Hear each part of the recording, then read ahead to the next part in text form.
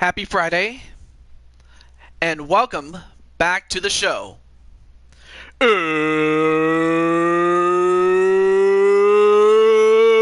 It's time! And, let me turn down my,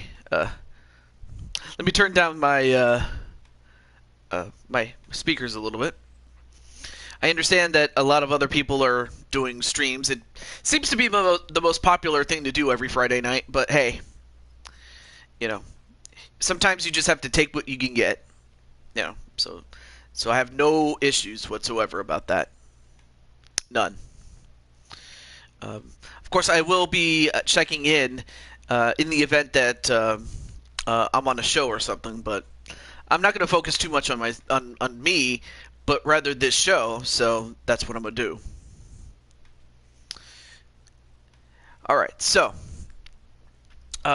last night we saw the St. Louis Cardinals keep their season alive for the moment in enforcing a Game 3, and in fact we have 2 Game 3s tonight, and the winners will move on to the League Championship Series in each side of the bracket. So that is what's at stake in both games. So our first game is Detroit and Houston. So, of course, we have Casey Mize and Luis Garcia.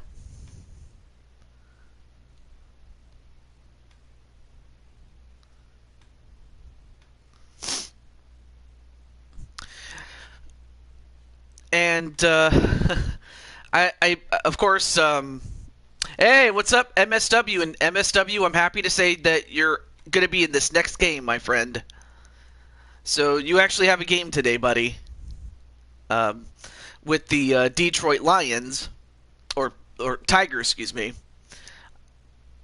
Kind of used to their football counterpart, but no, the Tigers, really. But how's everything going, Mr. MSW? I believe MSW is doing a stream of his own, as far as I understand it.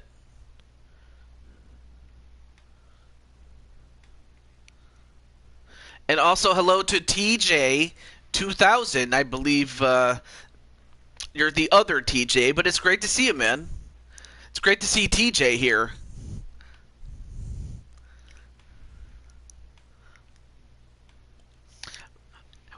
Welcomed as always.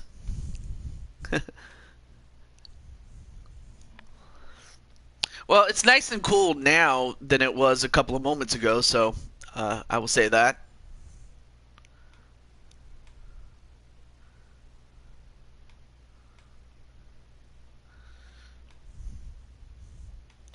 Okay. Well, without any further ado, let's get to our games.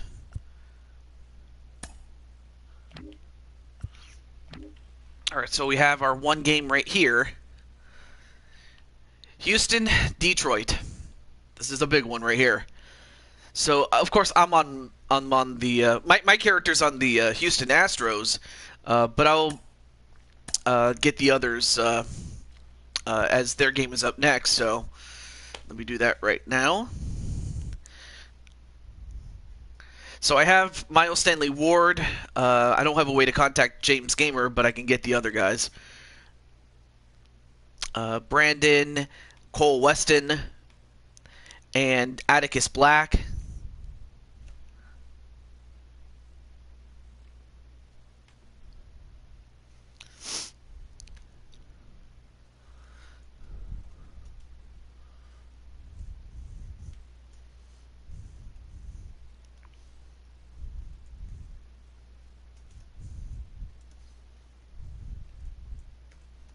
Okay.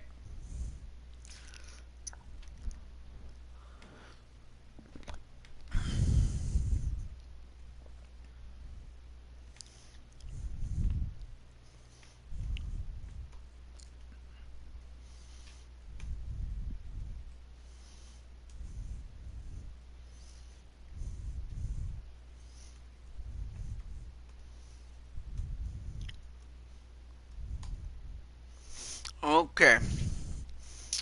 And then last but certainly not least, Uh, Atticus Black.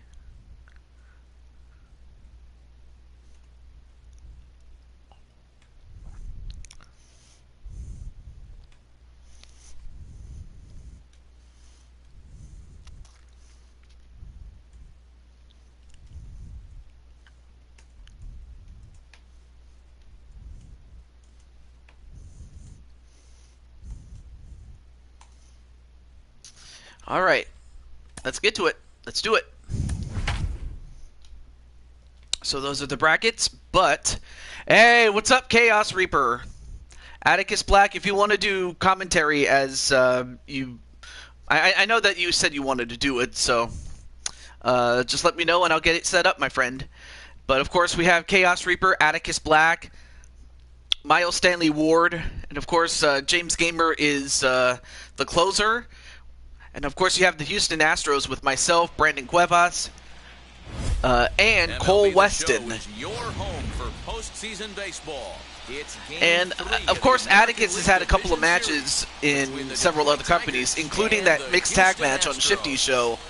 You guys did a great job with that match. Oh, okay. All right. Well, you're definitely more than welcome to just hang out and chill, my friend. I will say that this is a beautiful facility here. Well, as a fan, this is all you want. It comes down to this, a decisive game. Beautiful stadium. I'm interested to see how the managers will manage this game because there is no tomorrow if you lose. I expect them to be pretty aggressive. The postseason is officially in full swing. Lineups and first pitch. So the winner goes to the American League Championship Series.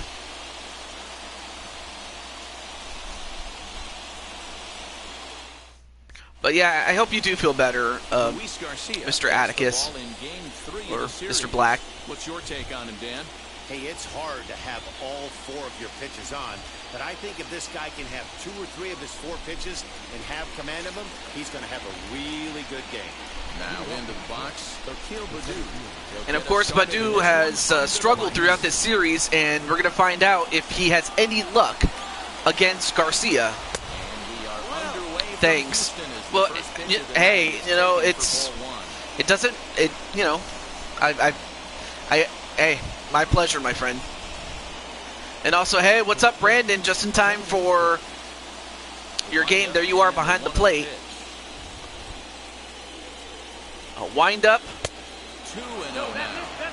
73 degrees our game time temperature here tonight, and it probably won't get Has a little bit of wind going into left field, but it might not be too much of a factor.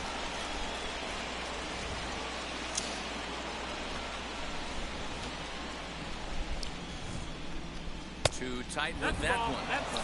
3-0. And it's 3-0. I'll tell you one thing, Badu could do some damage if he gets on and doesn't even need to swing to get on. Well, you got one finally, did Garcia. Got one over. Nothing worse than starting the game with a 4-pitch walk.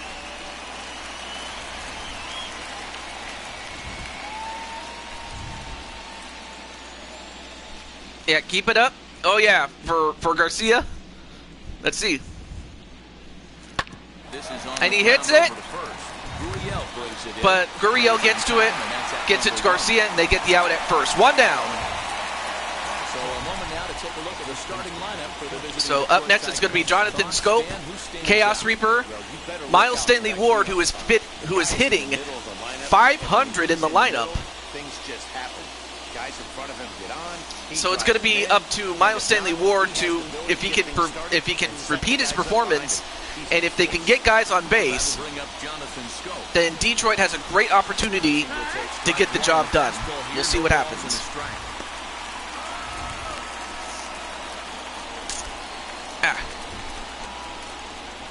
One out, nobody on.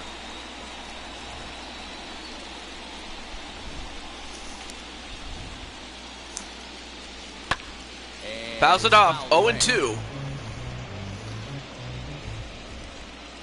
0-2, here it comes. And way too far outside. Not going to swing at that. Ball 1.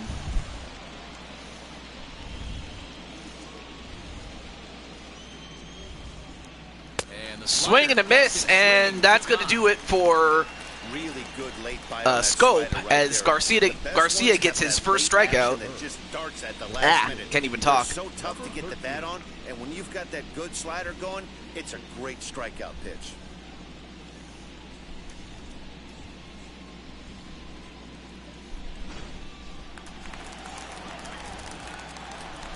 Stepping in now, number 13. All right, well, now we'll find out if Atticus Black is going to do what he needs to do. Takes a strike down at the strike zone, closer to the inside bottom corner. Has one home run to his credit. We'll see if he can add another one or get a big extra base hit. Oh, got him just inside. I don't know how, but he did. Did Garcia.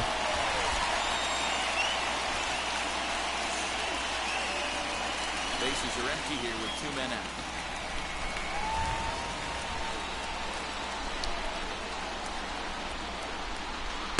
And too low. Not going to swing at that one. 2 strikes.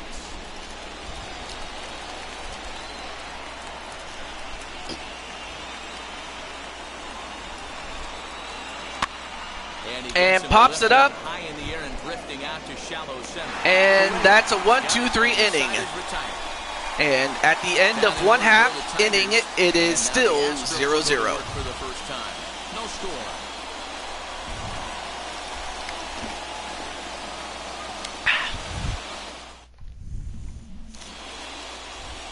Casey Mize will do the pitching in Game 3 of the series. What do you have for us on him, Danny? Hey, we're getting a chance to look at one of the top young pitchers in the game right now, Casey Mize.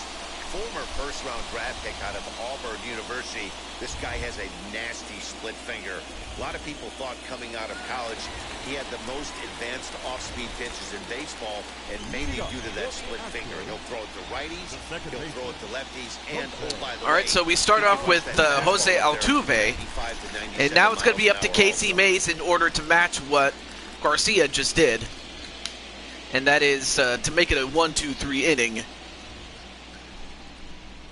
Infield in the overshift here. Now the pitch.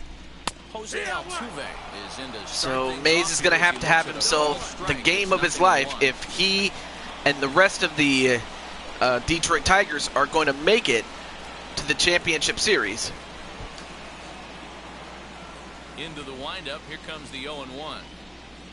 Lifted in the air toward the line. Pops it up. Right fielder is on the run. But it it drops, and they'll get a double for that one, does Altuve. But just well hit. I mean, he beats the ship with that hit. And up next is Michael Brantley. Hitting Michael Brantley. As the first pitch to him is in there for a called strike 1. And already Houston in a position to possibly score with a base hit. Comes set and the 0-1. Swing and a miss. Wow, way out of there. Way out of the strike zone. Hey, don't kid yourself. I know those were 2 bad swings, but he hits middle of the order for a reason. It only takes 1 swing. And fouls that one off.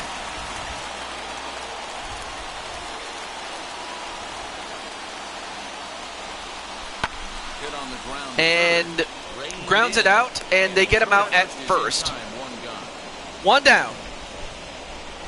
Time now for a quick look at the hometown Astros starting lineup. Danny, who stands out to you? Well, you really have to appreciate what Jose Altuve brings to this. I mean, of course, you have to take into consideration Cole Weston, who is hitting over 500.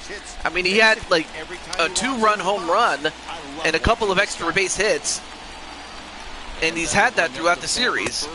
So that's one guy you really got to watch out for.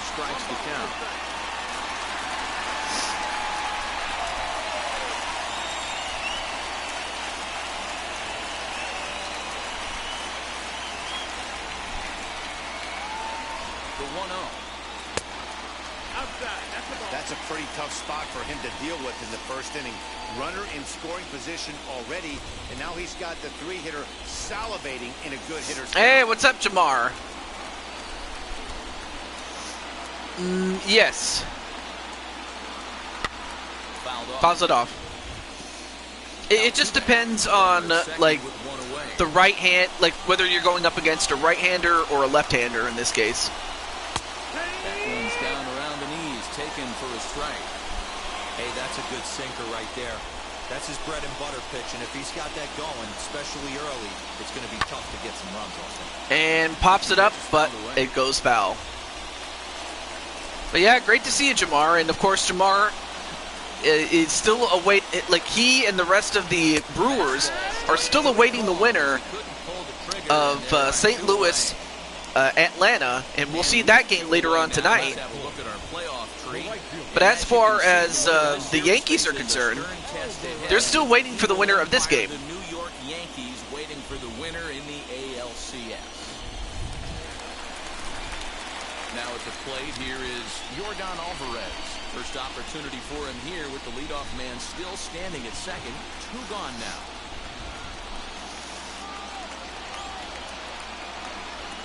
A runner at second and 2 outs. A ball and no strikes.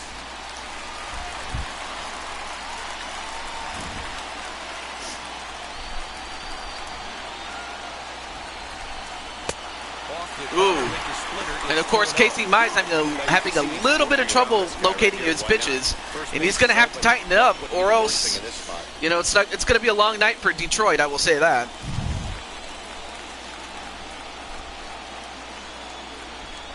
Here's the 2-0. Well, he does, and he manages to get him to swing and miss. So that's a great pitch by Mize or Mays.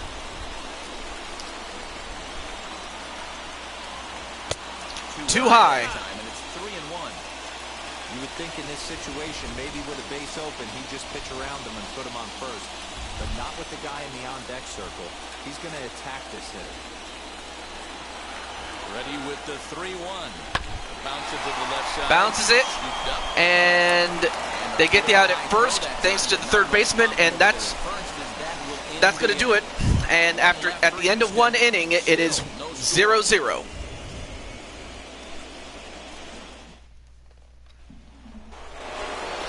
And to start off with, we have Miles Stanley Ward. He'll lead it off here to begin the second.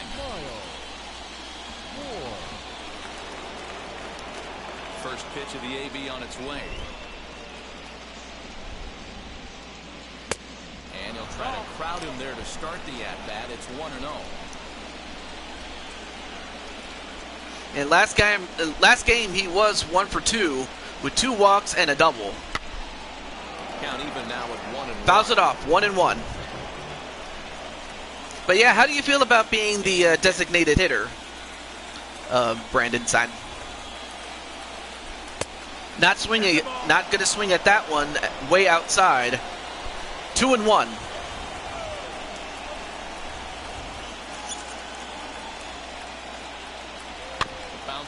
And he bounces it. He's got to hurry.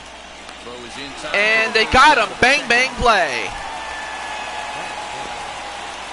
That was a great play there by Alex Bregman and Yurli Gurriel. And of course, Cole is at the plate, and yours truly, your boy Toad, is at left field. Manipulate his defense to try and get as many outs and play the numbers as much as he can. Next batter is Jamer Candelario. As he takes a cold strike at the knees, it's 0-1.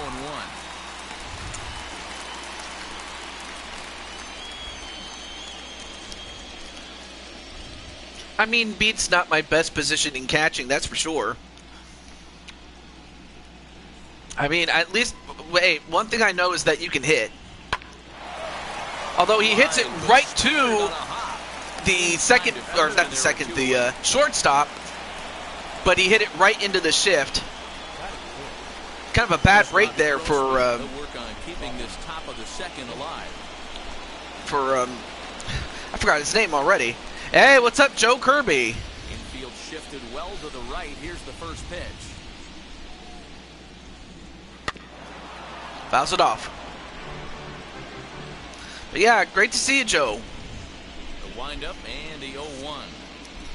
I take it you're a big fan of baseball, right? 1-1.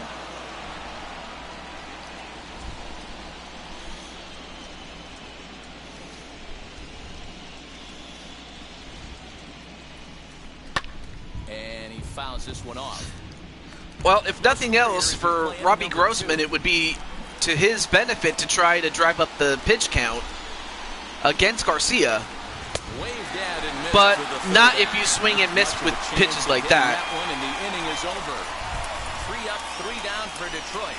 We'll go to the bottom of the second. No Still score. 0-0. Anyway, can't say I'm shocked after all. It is me, Miles, and 7 other scrubs against Houston's stacked roster. And yet, how you managed to win one game is beyond me, really. The shortstop, Carlos Correa.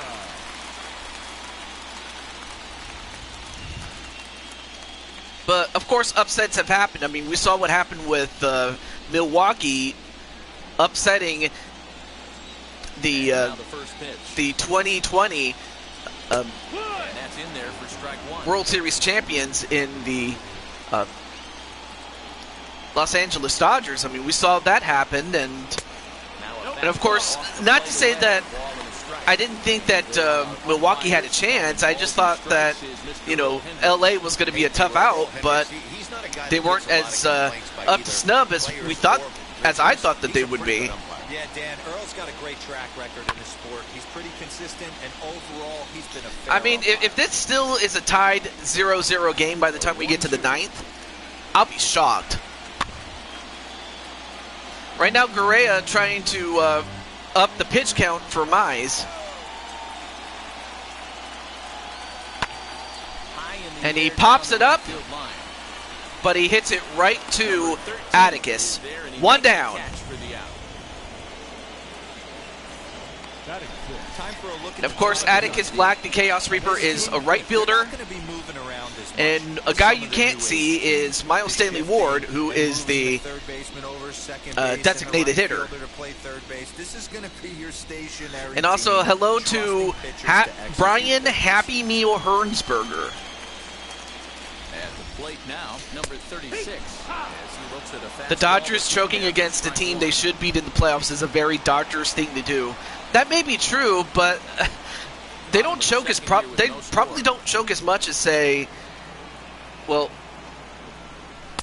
and say maybe, you know, like I would say like Boston, or yeah, I would probably say Boston, you know, before 2004, because, you know, before 2004 or 2004, if you want to get serious about it.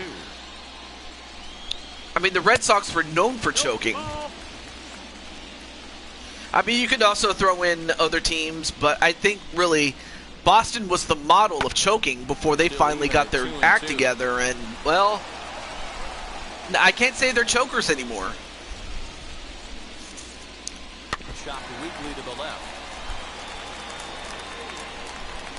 Yes, I noticed that. I know there's a lot of other streams, but also, hey, what's up, Zero Gamer? He's got it.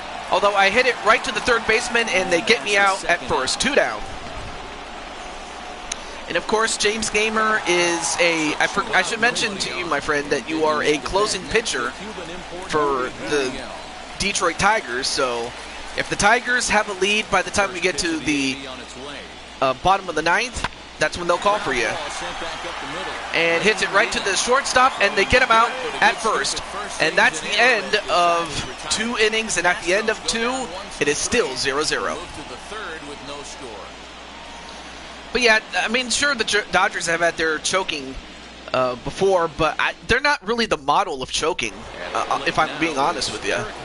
He's the number 7 hitter, but he's leading off to third after the first 6 guys in the lineup. I probably would have said Boston, but It's been a great man, start to the you know, It'll be I'm trying to interesting really see if they think can of find a like way to get to this who the guy model of before he choking really could go settles to. in. And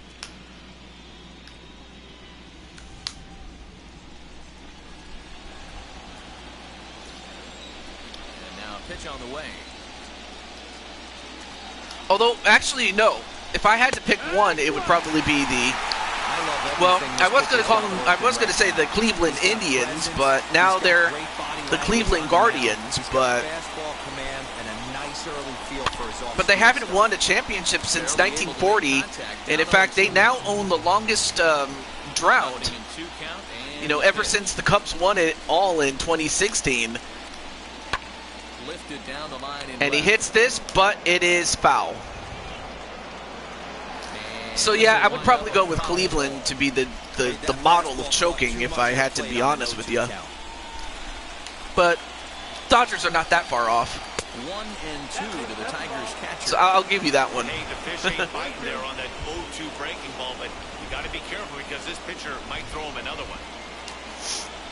All right. Yeah, oh yeah, the Texas Rangers. But the thing is, they don't make the playoffs often enough to make me think of them as... Oh, my goodness. He almost got hit there. I know he missed with a fastball right there, but this guy's arsenal, you can't figure out what he's trying to do. He's got a lot of... He almost hit him there. Swing and a miss. Down goes Haas. I mean, although, to be fair, when the Texas Rangers have been in the playoffs, I mean, they had a couple of chances to win the World Series in the early 2010s, and unfortunately, they just couldn't get the job done. Not against San Francisco, not against the Cardinals, and out goes that ball. We were just talking about it, and Nico Goodrum... I didn't even get a chance to talk about him, but Goodrum has sent that ball for good, and now he's going to have some rum. Not really. But Goodrum... Only the first hit of the night, but it was a big one. He absolutely punished that mistake, and you have to wonder if that will open the floodgates a little. I mean, here we were talking about the Texas Rangers, and yet... Goodrum came through. The reason I said Texas Rangers is because like this, they lost to the World Series. They lost the World Series to the Cardinals, and in 2012. Oh, I'm sorry, it was 2012 that they lost to San Francisco. But still, the closest they got to winning it was against the Cardinals, and San Francisco. San Francisco just absolutely punished them in that World Series. I'm sorry, but they did. That's 2-0. 2 balls, no strikes.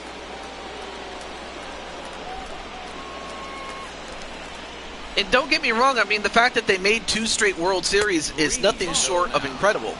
You can pretty much book it that a fastball's coming. A challenge fastball right here. He cannot allow the 9-hole hitter to get on base with the top of the order looming.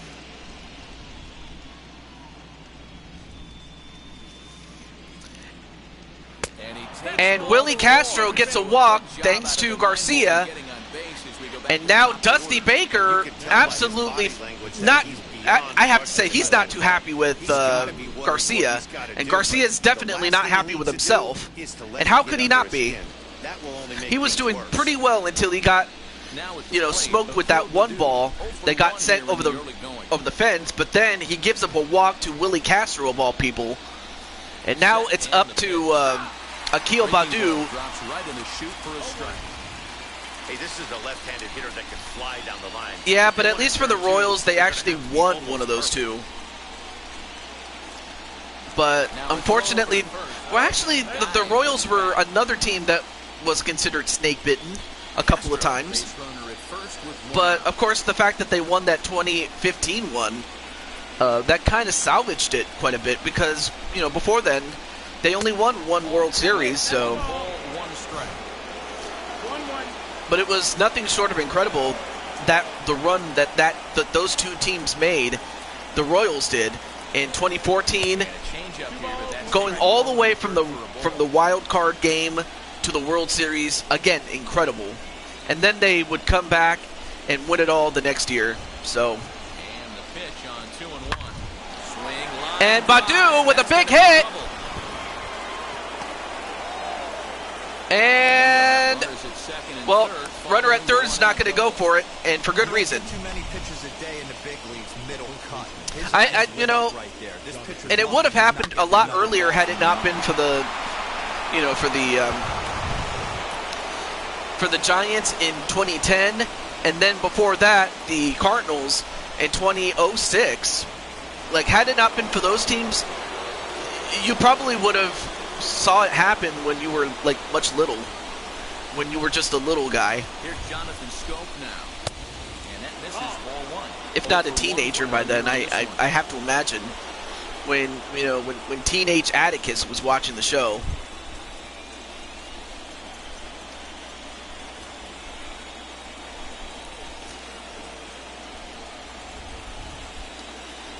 But now back to Jonathan Scope. And he watches one miss outside. And Garcia is just having trouble locating his pitches. Hiya, Crushing Kelly. And for Scope, if he can come through with a big hit, he'll definitely be a hero, but he might not even get that chance because he could get a walk. The pitcher's intentions are in this situation. Great job at the plate to lay off a tough pitch in a good spot. So now Scope looking for something that he can hit, but if it's too far away or too high or too low, he's not going to swing at it. But he does take the pitch, and it's 3-1. Hey, usually the second time through the order, you start seeing an incorporation of some more off-speed stuff. But this guy's locating, feeling really good about his fastball. Of course, Scope is going to protect if it's close, but he's not even going to swing because he could just get a free base. And don't forget, he gave up a long ball earlier in this inning, so now it comes down to Mr. Chaos Reaper at the bat. Next up, number 13. He flew out in his last AB.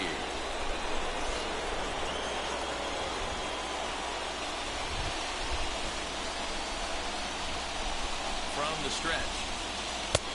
Swing and a miss. And of course, Chaos has to keep a good eye on that ball. I mean, not a bad cut though, as far as Garcia is concerned. Fouls it away. And this is going to be a foul ball. 0-2 is the count.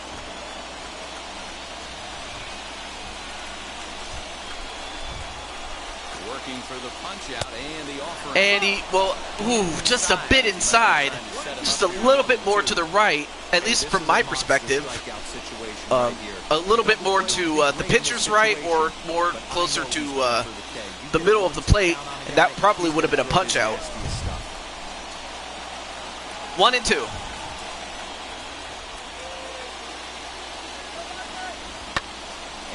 Still protecting the plate, fouls it off.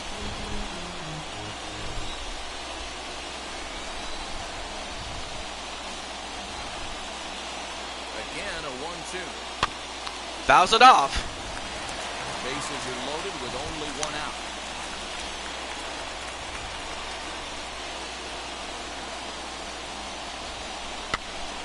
And nice contact, but it goes foul. Will not be caught as a foul ball.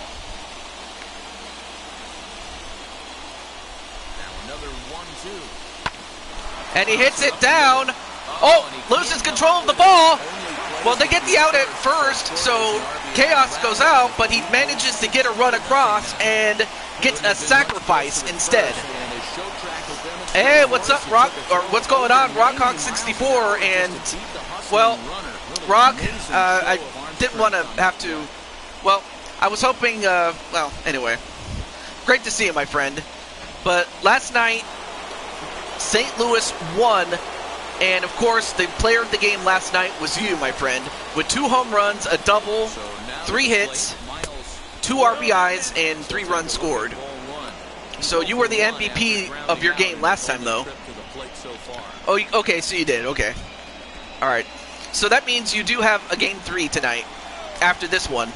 It's a doubleheader tonight, baby. All right, so now it's up to Miles Stanley Ward to possibly finish the job. That's a real nice location with that fastball up and in on the hands. Hard to do much with that. Runners at second and third for Detroit. 2 outs. Whether or not I'll be awake is another story.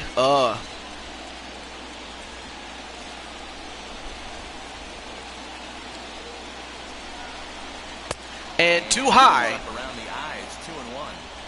Hey, if you're going to throw a pitch like that to this guy, that's right where you want to miss. Any lower, and he'll probably make you pay for it.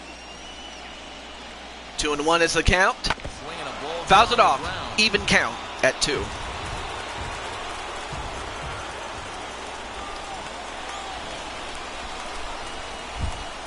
Now Miles has to protect if it's close enough, Fouled which off. it is. But he fouls it off again. All right, so hopefully we'll get to hear from Atticus as soon as he gets back into the dugout. What he thought of that out bat, Did a good job just to make contact. in which he was thrown out at first, but he managed to get a run across. So we'll find out what he has to say in just a few moments. 3 balls and Too 2 far strikes away, to and the he's not Tigers' going to swing at designated that. hitter. For the guy on the mound, this is one of those innings where nothing comes easy. He's thrown a And bunch of already, pitches, and this AB Garcia hasn't is at been any 57 different. pitches. Definitely laboring at You'll the take it. I kind of figured, but now we'll see if Miles can finish the job. Neither But he guy still really keeps the at-bat alive. and the at-bat will continue.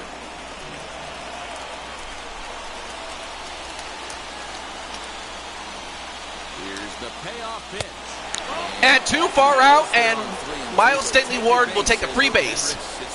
And looks like the pitching coach is going to come out and find out what's going on with Garcia. Sometimes you have no choice. On the flip side, he might just get in his face a little bit out there, try to challenge him, wake him up from his funk. Either way, we'll see how it works.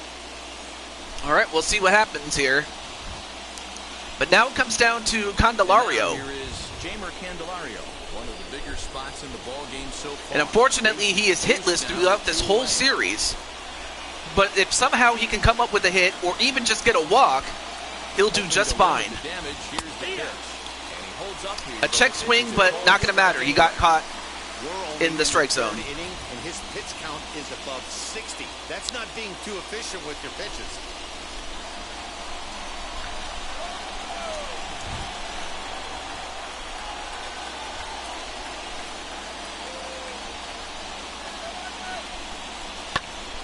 Pops it up, and already 0-2 is the count against Candelario. Well, if somehow, and this is for James Gamer, aka Zero Gamer, Nightmare Zero Gamer, if they hold on to this lead and we get to the 9th inning, that's when they're going to call for you. I mean, because we did see you in Game 1, in which you ended up getting the win in extra innings. Got him. Swing and a miss. Not being as bad as it could have been as they'll strand the bases loaded. The side But is retired. Detroit ends up getting 2. Big time strikeout and some raw And emotion sure, he could have as been gets out worse, of the but jam. Back with more from Game 3. But he put himself in into that jam to begin with. And to his credit, he got out of it, but he gave up 2 runs. We'll see if that comes back to haunt him. I don't know. But in the meantime, Brandon Cuevas comes in for the first time. Hey, Matty, they need to get some offense going in this one. Getting a run back in this inning, give them a little bit of confidence. And we'll see what Brandon can do. And Brandon starts out with a hit, and he gets a base hit to start off with. Hey, some guys can handle the postseason lights, and this is obviously one of them. Another base hit leading off for the Bulls. Great hit Guys there had a by monster Brandon. Postseason so far.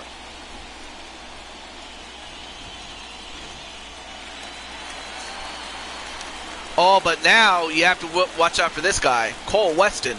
Into the box now, number 27. Oh, he manages to get one by on them. Takes a look at strike 1. Pitcher wants to have a quick inning right here, capitalize on the momentum his batters have.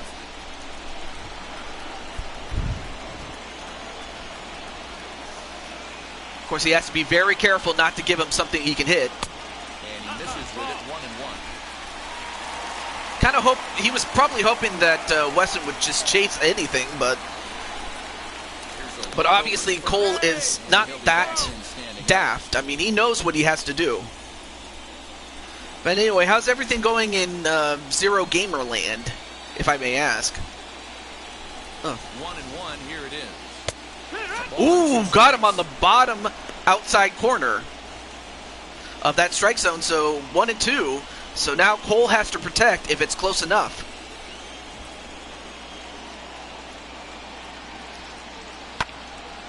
Fouls it off. Cuevas on at first, nobody out. It's nice. All right, cool. A 2-2 count Too for far the up, Astros too far, catcher. and too This below. is a fun guy to watch when he's up there. Really battles. Doesn't take any pitches off. He's a grinder. Always seems to make it difficult on the opposing pitcher. He's set. Here's the 2-2. Fouls it off again.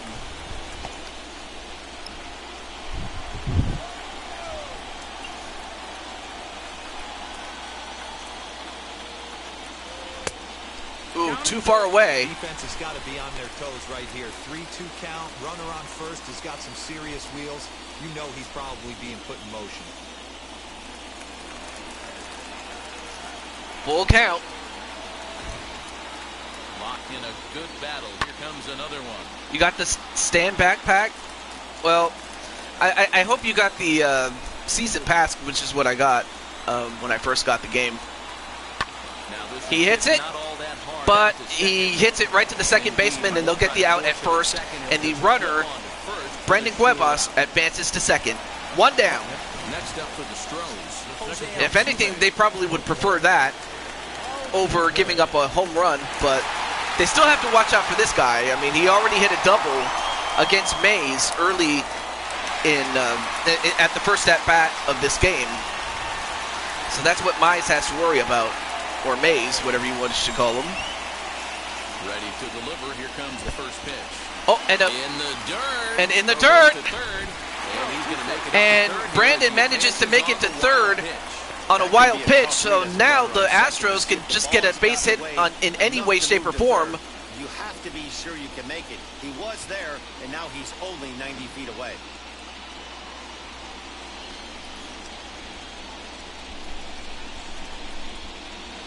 The 1-0. Hits it, but fouls it.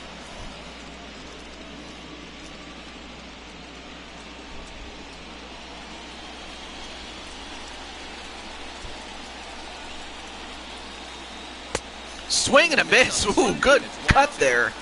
You have to find a way to lay off that low sinker. I mean, I do look forward to having the Hurricane on my show. You're just looking at either a bruised And a shin or dribbler, ground out to the left side. and he gets it past the hole, and that's going to result in the first run for the Astros.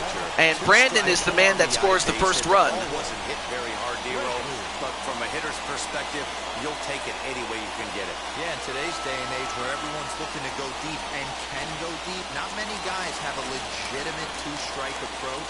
This is one of those players, and that's exactly what he did. So now it's a 2-1 game for Detroit. Michael Brantley is in for his second plate appearance as he looks at a ball. It's 1-0. One in, one out, and one on here in the inning. All right. 1-0 pitch. There goes Oh, now wait a minute. Pitch out. The throw. And they get him out. Great defensive They get baseball out there as they will Altuve, nail and that's the a second huge pitch out because now that takes out a major component of the running game, an RBI game, as Altuve gets tagged out. Great play there by, I believe that was Haas who threw him out. And hello to Rare White Tee. Hits it right to the first baseman. They'll get him out. And that's the end of the inning. So they give up one run. And that run was because of that man, Altuve. Astros plate one on a couple of hits. I leave for 5 minutes and they're already slipping up. Well, and it was all because of that dribbler that just got past the infield. And that scored Brandon Cuevas. Start of the fourth upcoming, but first, Heidi Watney standing by with a report. That's good to see you. Well, Matt, during the break, I caught up with the Tigers manager to discuss his thoughts on Detroit's offense. And flat out, he was very pleased with the quality of their at-bats. They've already worked out 3 walks, so he feels as though that kind of willingness to let the opposition work themselves into trouble will continue to result in good things for them on the scoreboard. Okay, thank you, Heidi. All right, so we start off with Robbie Grossman, and Garcia is up to 63 pitches, which is something. I mean, I don't have to be Clinton Cage to tell you that that's not a good number of pitches to have by the time we get to the start of the 4th inning. I can tell you that much for sure. Way too low. Not even going to start. But then, of course, you have Jake or DeRosie and Zach Greinke.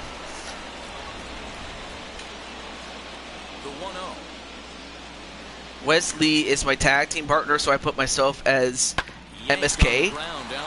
Oh.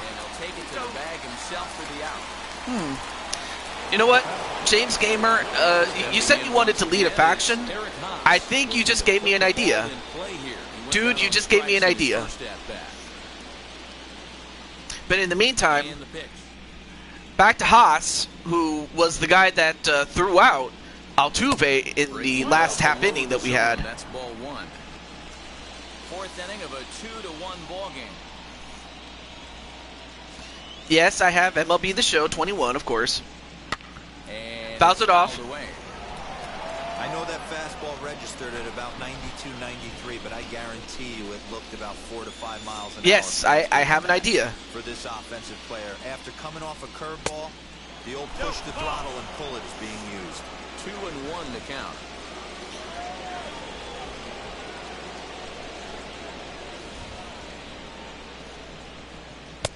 Fastball taken. And nice pitch onto Haas by Garcia. And now he's at 69 pitches. And swing and a miss, and he's done. And that's Garcia's 5th strikeout. But now we get back to the man who started it all. The man who hit that home run. And we'll see if he can do it again. He jumped all over breaking stuff last time up on that homer. So I gotta believe in the back of his mind. So, Mr. Gamer or Mr. James, are you interested in hearing what the idea is? 2 out, nobody on. I'll let you think about that one. 71 pitches up for Garcia. Swing and a miss. 1-1. Well, 1-1 is the count, but the score is 2-1 in favor of Detroit. Way too high. Not going to swing at that.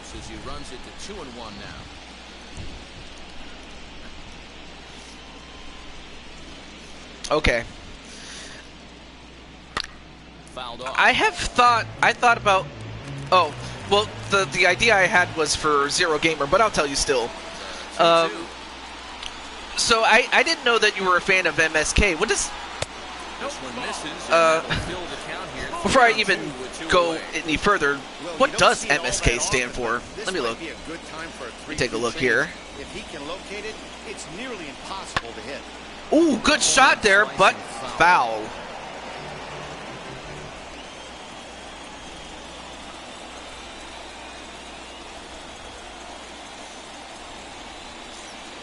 Popped him up.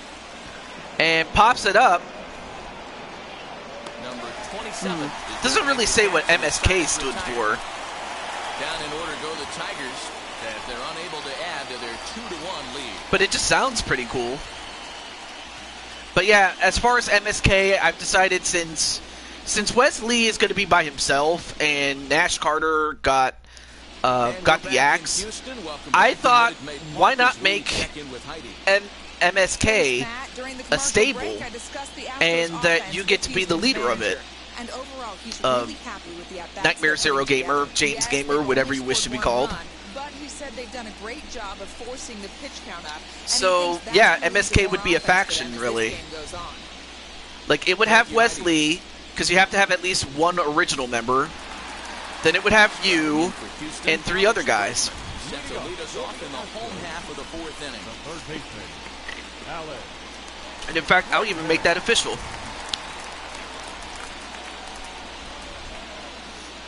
You like it? Okay. First pitch of the AB now. But in the meantime, Bregman Watches a fastball right there for strike 1. 0-1. This guy's been throwing the ball great so far. Silver Slugger award there for Bregman. And back-to-back strikes there onto Bregman. I mean, Bregman, I guess he was thinking a little bit too much because he got 2 quick strikes against him already. And Mize is less than 50 pitches at the start of the 4th. Here comes the 0-2 pitch. Okay, way too outside. He probably thought that Bregman was going to swing and miss at it, but Bregman didn't bite. A bit inside, and already it's now an even count. Oh, too low, and already it's a full count. Yeah, he probably was looking for a better pitch to swing at, but that's how he got down. But now he's got back in no small part due to Mize. Fouls it off.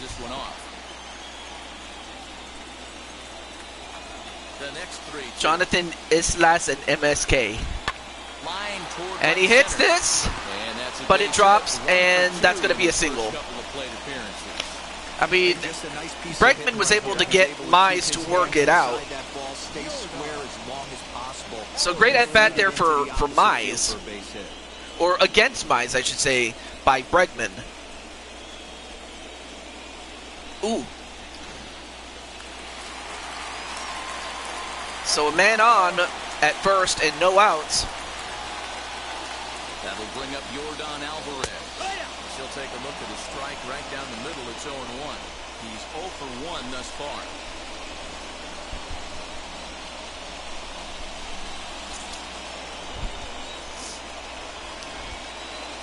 0-1. Here's the pitch. That's over, but low. It's a ball and a strike. Detroit Tigers baseball. Awesome.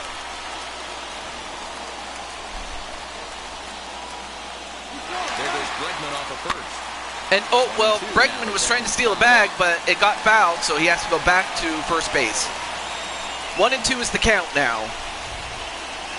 Has a look, now the pitch. Fouls it off again. Well, now it's becoming evident that Houston is trying to drive up the count against Mize. Hits it, but he hits it right to the third baseman. One at second, another at first, a double play. Great play there by the infield. Really good pitch from the pitcher right there. Down in the zone, hits on top of it, induces the ground ball double play. Yep, he hits it right to the third baseman.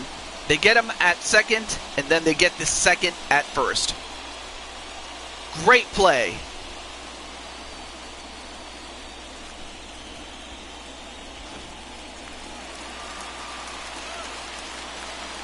All right, up next is Carlos Correa.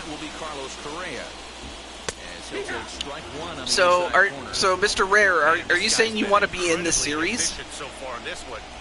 Like as a creative player? 70% of the batters he's faced, he's thrown a first pitch strike to.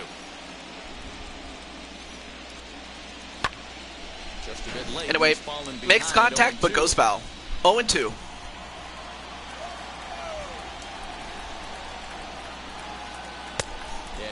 And a splitter that goes awry.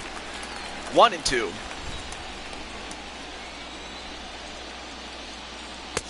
Swing and a miss, and a strikeout for Mize, and that's going to end the fourth. Great inning there for Mize, and it's still 2-1 Detroit.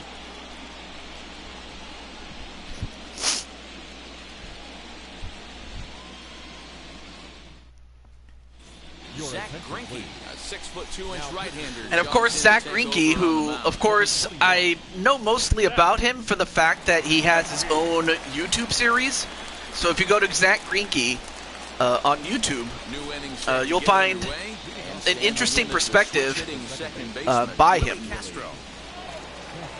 the first pitch now from Greinke. Right side, and but it's well foul. Who's this? Oh, Willie Castro.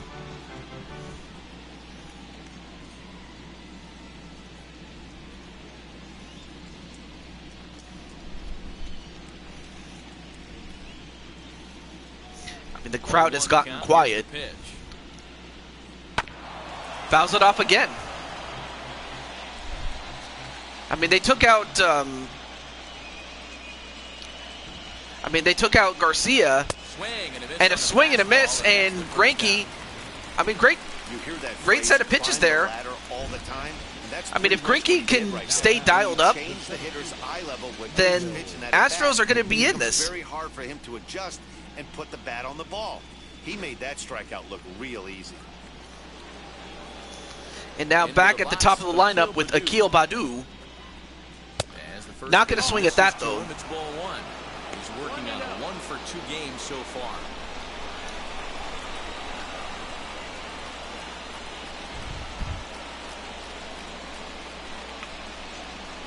Here it comes. Swing and a miss.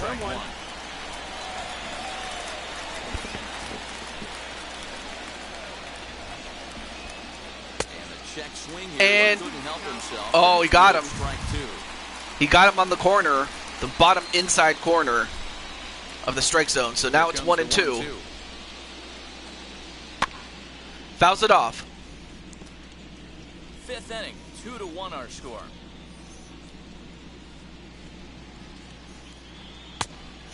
Ooh, a bit too high, but it's still a ball. It's 2-2 now. Now a swing and a miss on a pitch that's inside. Oh wow! But it won't matter. It's out number 2 regardless. Well, that would have been a hit by pitch had he not swung at it.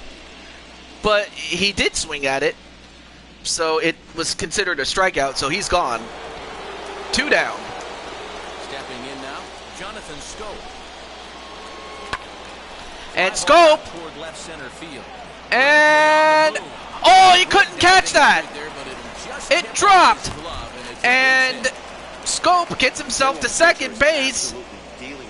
I mean, let's see what the official scoring is. But he hits it. He gets a really good hit on this one.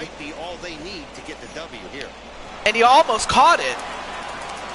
Almost caught it.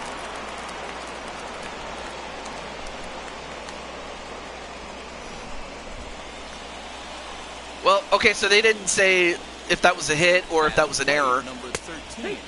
But now we get to Zach Greinke and Chaos Reaper. He's 0 for 2 in the ballgame so far. 0 for 2, but he has an RBI to his credit. It's going to be ruled as a base hit. Okay, so it's not considered a... Did you have the NLCS yet, TJ? No, we have not had it. In fact, the game between St. Louis and the Atlanta Braves, that made it to a Game 3 tonight. So last night, had the Braves won, it would have been over. But instead, we're going to see that game after this one. So, so in short, no, we have not had the NLCS yet. So you're just chilling right now. So you get to chill, you get to relax for tonight, and you get to see your man go one-on-one with Zach Greinke. Fouled away.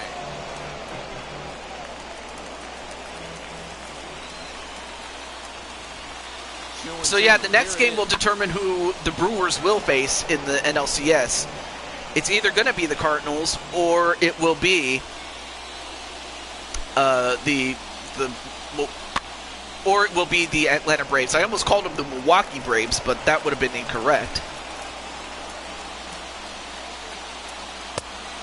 And oh, got called with a strikeout by the third baseman, or the third base umpire. Excuse me, I can't talk. But it's still 2-1 Detroit.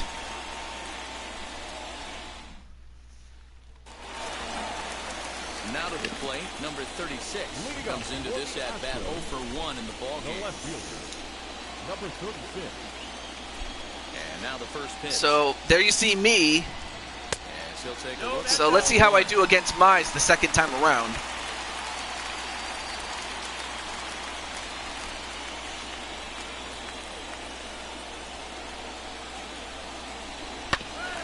And I get a hit. So nice start for me. So the Astros put a man aboard to get the inning underway. Pitcher executed his pitch. Good sinker down and in. Got the hitter to beat it into the ground. Sometimes there's nothing you can do about it as a pitcher.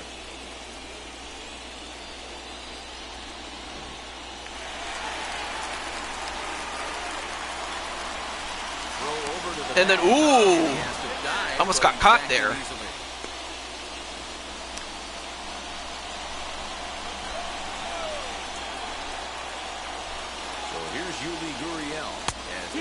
Ooh, gets him down at the strike zone, at the bottom part of the strike zone.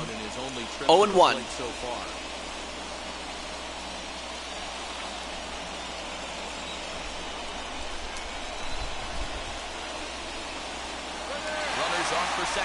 And I'm going to try to steal, and I made it. Nice, I get a steal. I get a stolen base. Yes. I mean, the pitcher shortened his delivery to the plate, but it didn't make a difference in the slightest. He still swiped that bag. All right, so now my character is at second base, and a solid base hit could bring in yours truly, and we'll have a tie game. Now the pressure's on Mize. But you could also say that it's on Gurriel too. And whoa, he swung at that one. That would have been a ball had he just let it go. But it's still 1-2. Here he comes on a ball and 2 strikes. Fouls it off again. He was at 96, but now it's 70 pitches now.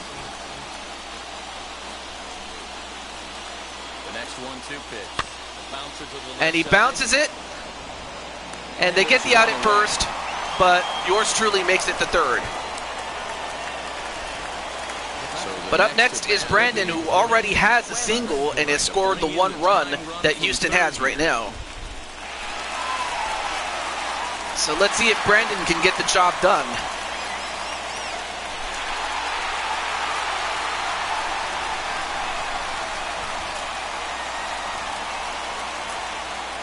First offering. As he takes a cold strike at the Gurriel got the job done advancing me to third. But now it's up to you. Let's see. And he hits this one. Not far enough, but far enough for me to get to home. And now it's a tie game. So Brandon gets the job done himself. A sac fly. Oh, but now you have to watch out for this guy.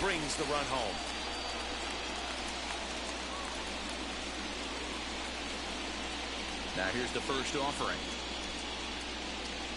This is hit the other and way he hits it, but not far enough.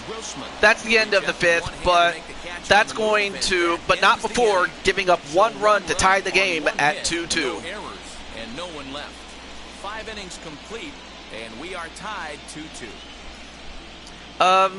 James, you do realize you're on the other team, just so you know. You're on Detroit. Now it'll be the 4-hole hitter, Miles. I'm just saying. All right, to start off with this one, it's going to be Miles Stanley Ward. First pitch of the AB on its way.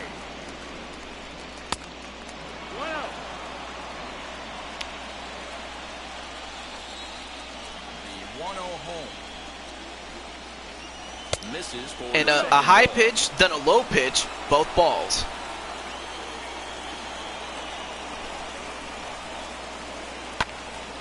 And is it going to drop? Whoa, what a catch! What a play there for I mean, that probably would have been a hit, but he dived for it and he got it. What a catch! It hung up there too long, just unlucky that time. Next up for Detroit, Jeimer Candelario. He's hitless in his 2 at-bats so All right, well, Candelario, the guy that had he gotten the job done 2 at-bats ago, or was it at an at-bat ago, would have been considered a hero, though. I was happy because I have my club. Oh, okay. Oh, in WWE. I'm sorry. My bad. Here comes the 0-2 pitch. And ooh, that could have nicked him, but instead it's a 1-2 count.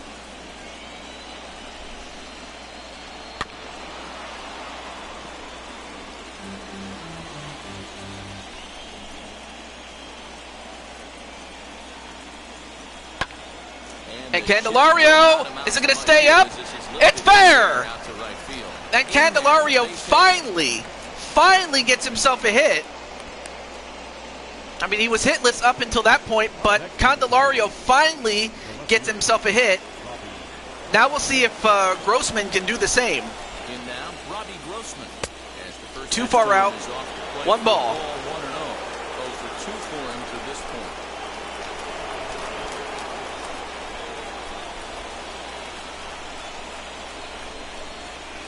Hey, what's up, Crimson Ninja?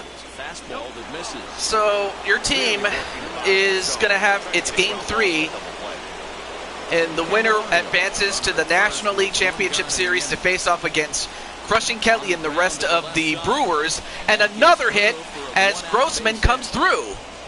That's 2 consecutive hits against Zach Greinke. As Grossman has now demonstrated that that he now has better luck against Greinke than he did with Garcia. And now let's see if Eric Haas is going to come through. Well, obviously not going to swing at something way too far. And in fact, Haas only has 1 hit to his credit.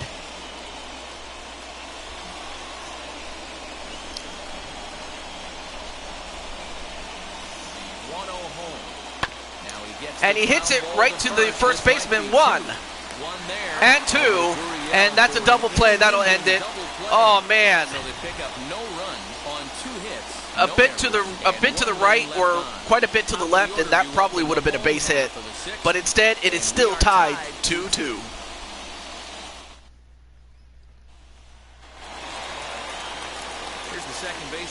Well, delivered an RBI single last time up. The second baseman, Jose.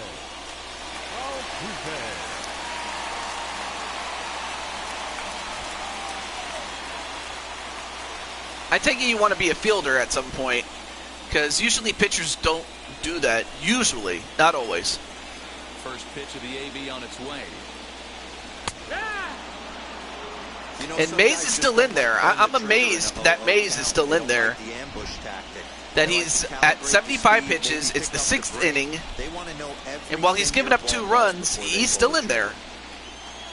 Into the windup. Here comes the 0-1. And Altuve is 2 for 2. And he's one of the reasons why Houston is still alive in this game. Or rather that they have tied this game up. Ian Krall and Joe Jimenez in the bullpen getting ready. Here comes the 1-2. Fouls it off again.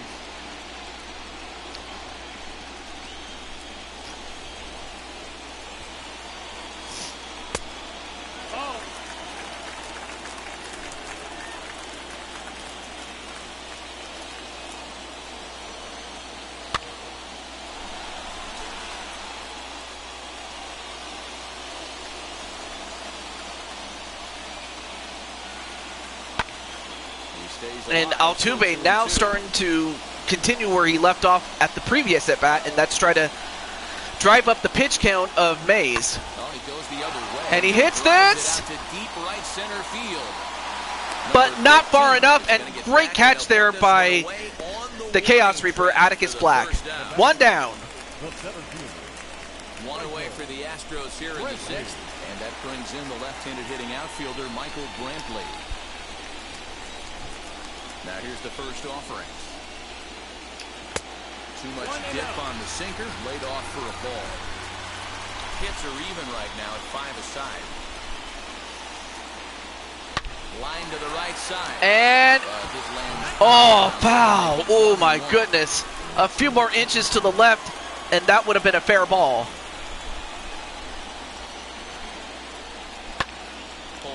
Hits this again, but he hits it a bit too high and not far enough.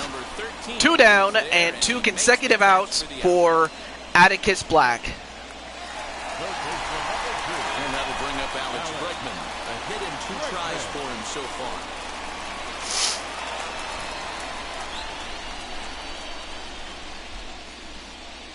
Now the first pitch.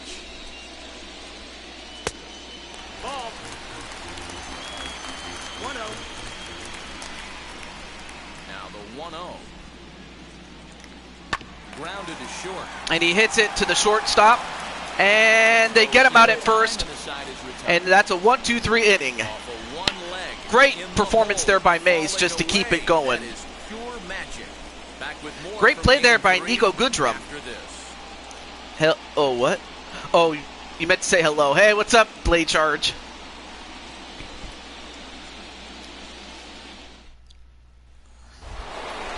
Now to bat, Nico Goodrum. A hit in 2 at-bats for him at this point in the ballgame. Here's the first pitch now from Greinke.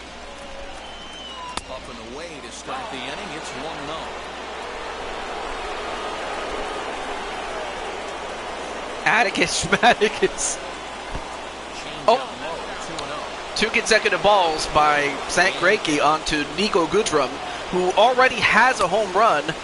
And Greinke, I have to think he's running scared. Like this really matters, so you can't afford to be giving out free passes this late. All right. Let's see what Nico Goodrum does with it. Doesn't do anything. He holds back. 3-1.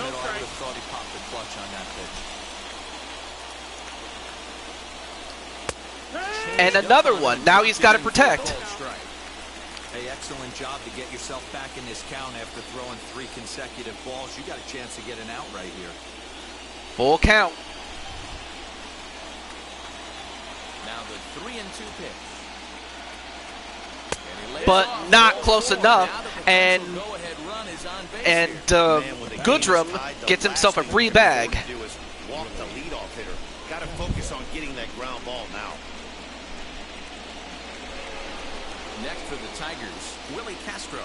He struck out swinging in his last trip to the plate. All right. 0-1 is the count for, or not 0-1. Now wait a minute, Goodrum. Oh, Goodrum just got caught. Well, he showed a lot of patience to work out that walk, but it got erased pretty quickly.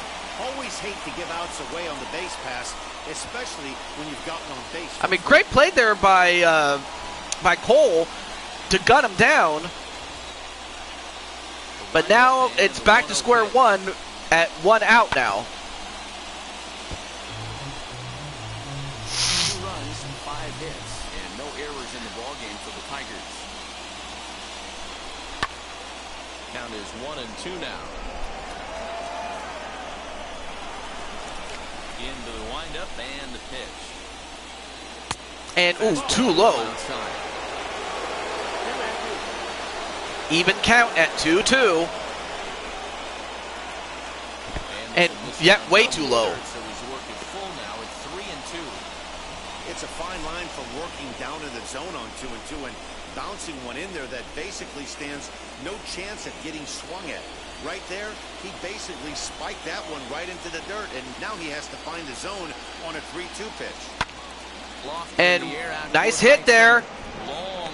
Oh, well, but not far enough and not short enough. 2 down.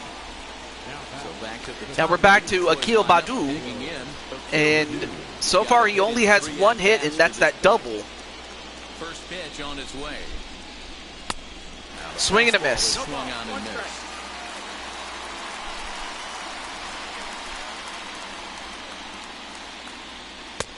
Fastball just misses. That's ball 1. 1-1 count. Here's the pitch. Chopped toward the second baseman. And they beat him out. 1-2-3. It's still tied 2-2. Now it's time for the 7th inning stretch. I'm going to stand up.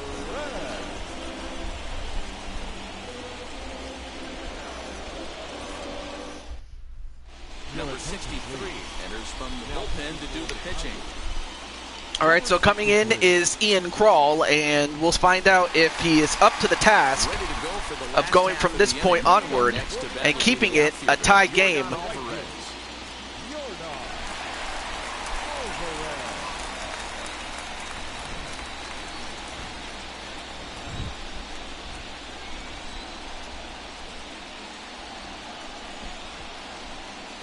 Here it comes.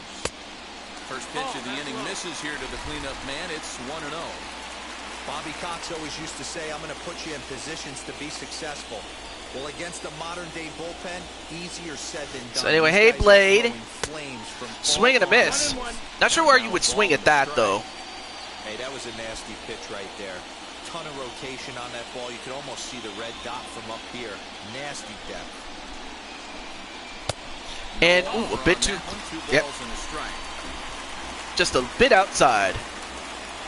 Hiya, everyone I missed. Yeah. Nah, it's cool, Crushing Kelly.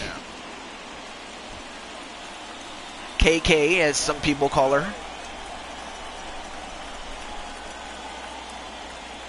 Here now the 2-2 is looked at. And now a 3-2.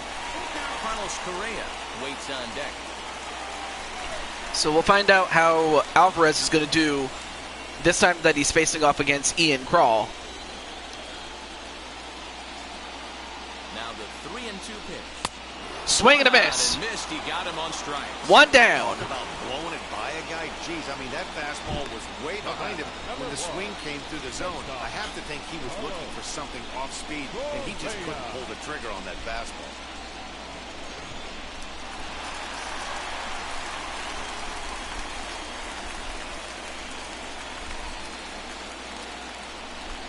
To the plate now, Carlos Correa. And, well, a curveball that goes way too far. You missed me.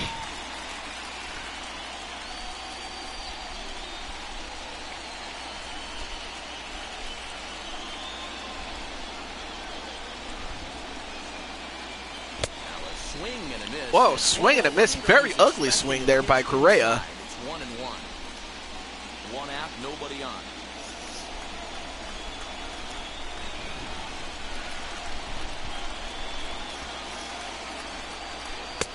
Now a good pitch around the knees, but it doesn't quite catch the bottom of the zone.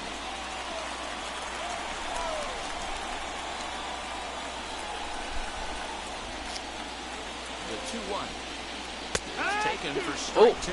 Nice call, nice pitch there by Krall to even it up. 2-2. For a strike looking. Now he'll try and throw it in the dirt, get you to fish a little bit. I want to see where he goes here. 2-2. Fouls it off.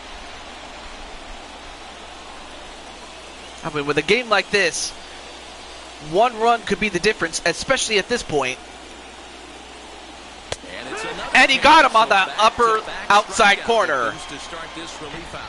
That was a big strikeout. And that's two consecutive strikeouts for Krall. The ability to strike guys out when they really need to. And that second out was really important at this point of the game. Could be something we look back on. All right, well, up next is yours truly. I am 1 for 2. Well, let's see how I do against Krall. Into the box now, number 36.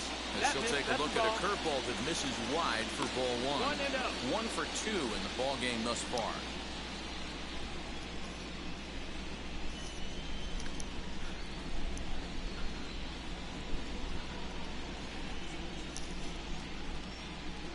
A ball and no strikes. Here it is. Fouled off.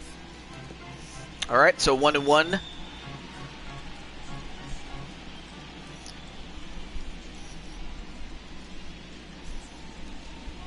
Set. Here comes the 1-1. And I hit it, but I hit it right to the second baseman.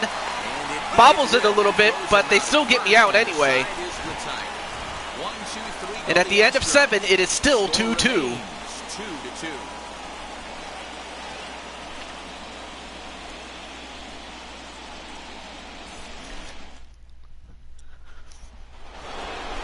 And stepping in, Jonathan Scope.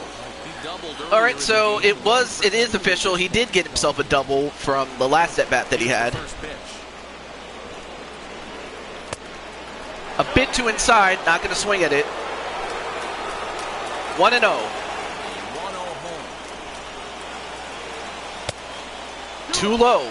He doesn't look 2-0. like the same reliever right now, but listen, this is his 4th inning of work, and there aren't very many relievers that can go 4+ innings. Fouls it off, 2-1.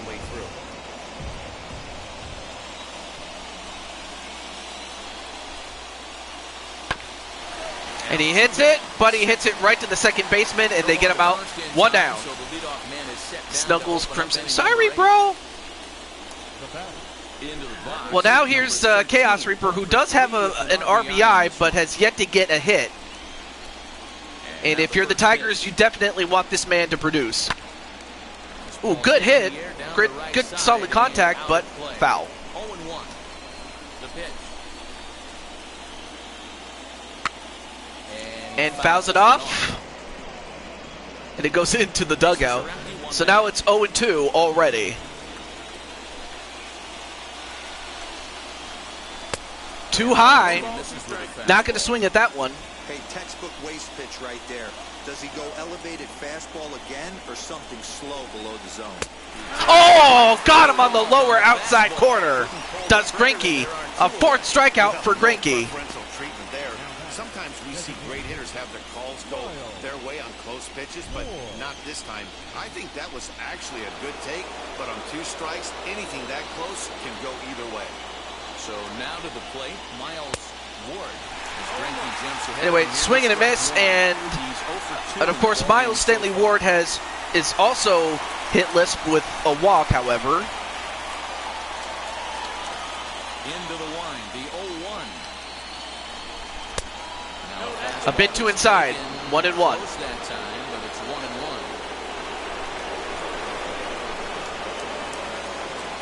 1-1. Swing and a miss, too low, but yet it fooled him. 1-2. Now he's got to protect, and he does. Anything on the outer half of the plate's going to look a foot outside. A ball and 2 strikes.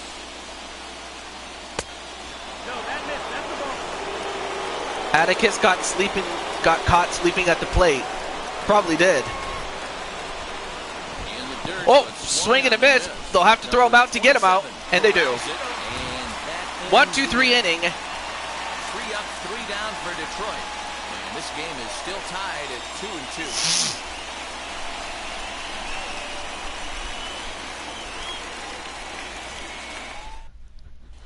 Joe Jimenez is on to pitch out of the bullpen in the bottom half of the 8th. Number 77, Joe Jimenez. Or up next is Joe Jimenez. Striding in is Yuli Gurriel. Gurriel also is hitless at this point.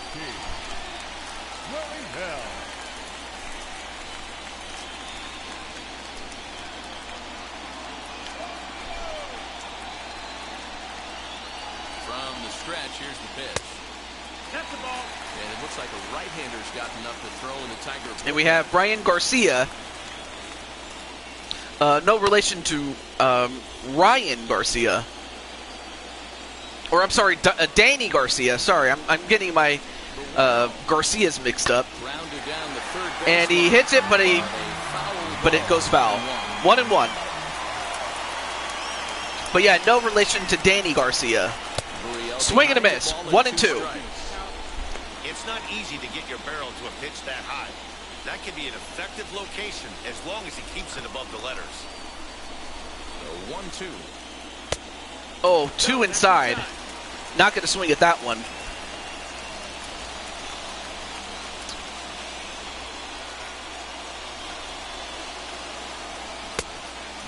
Also inside as well. And up next is Brandon Cuevas, a guy that has proven himself to be very dangerous in this game.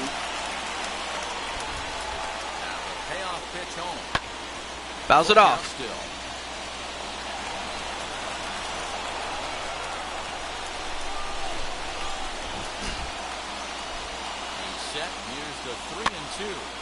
Pops it up. And Scope will get it himself. 1 down.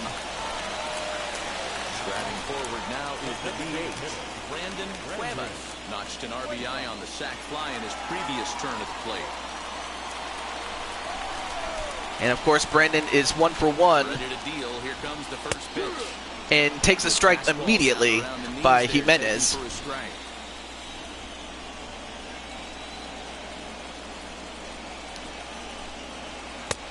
And that misses 1-1. 1 out, nobody on.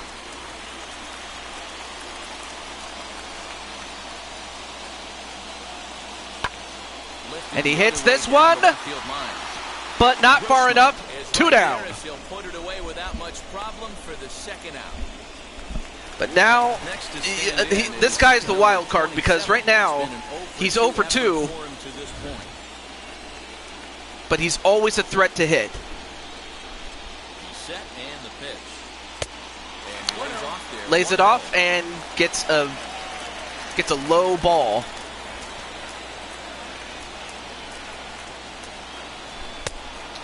A bit too high, a bit too inside. 2 outs here, and the focus needs to stay sharp. You don't want that lineup turning over in an inning if you can help it. Ooh, got him on the outside upper corner.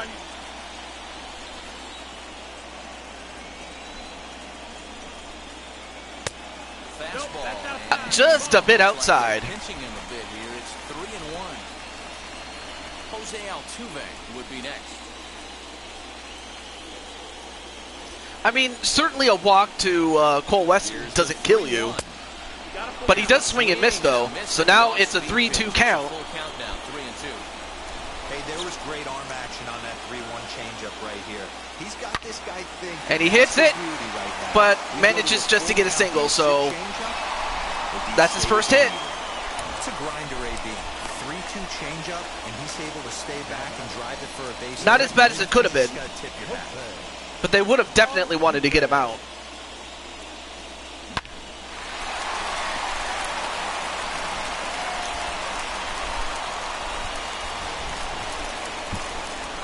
All right, so a runner at first with 2 outs. A bit too inside. First pitch fastball for ball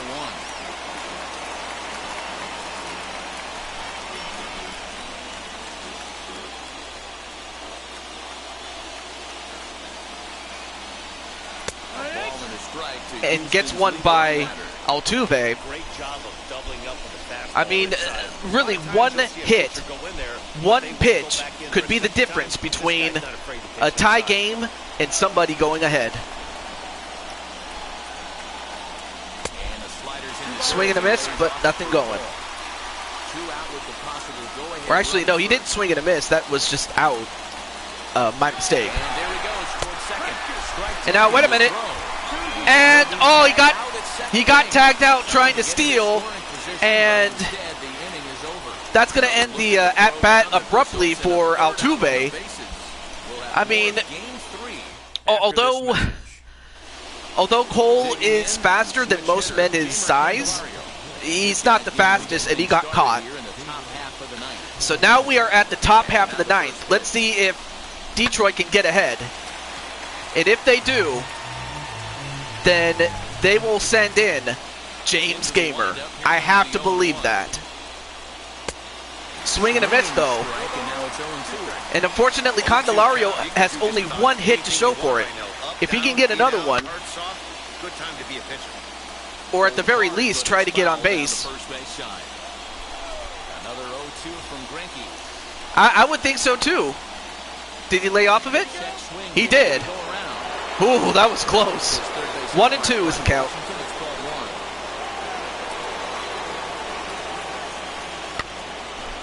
Fouls it away. Another 1-2 delivery. Too low. 2-2. Listen, I'm not trying to make up an excuse, but this is this guy's 5th inning of work in this game out of the bullpen. Are you kidding me? Nobody goes 5 innings anymore. I mean, the fact that Greinke is working 5 innings is nothing short of incredible. But you have to think at this point he may be getting tired, and he's likely to give up something that they could hit. Fouled away. But right now, Candelario is content with just simply driving up the pitch count as he's up to 69. And he hits this one. Is it going to drop? No. He catches it. 1 down.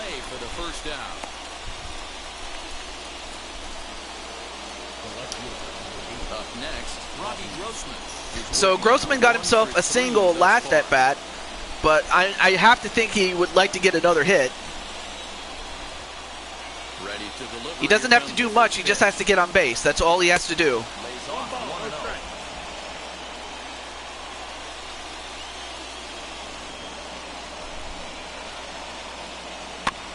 Fouls it off. Long enough, and the count evens up at 1-1.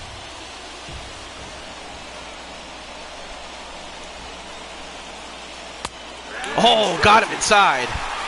1-2.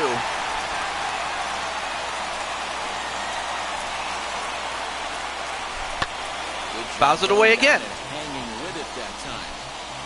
Bases are empty, one man. And too far away outside, not going to swing at that one. 2-2.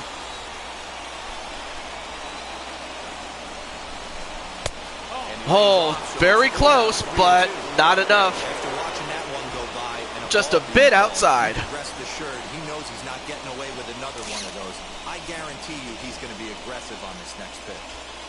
Full count.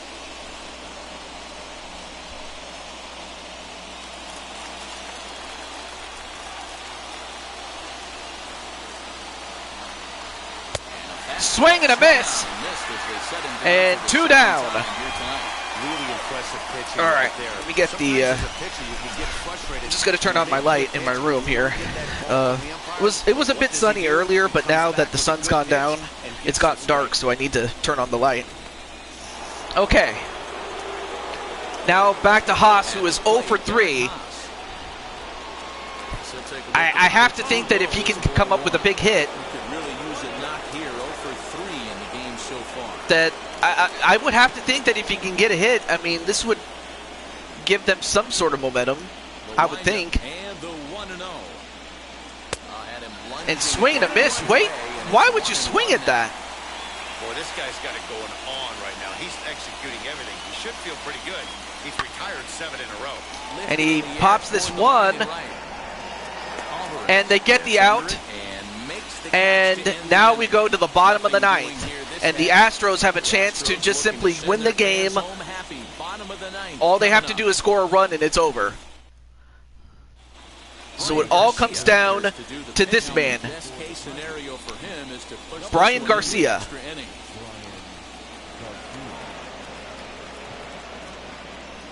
And not to say that Detroit has never been in this position, they have. For the bottom of the 9th.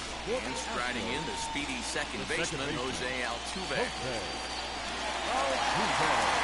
So it starts with Altuve. Now the first pitch. Now action in the bullpen as their closers. And of course we have Derek Holland and of course our boy, James Gamer. And they're just getting ready in case. Just getting warmed up.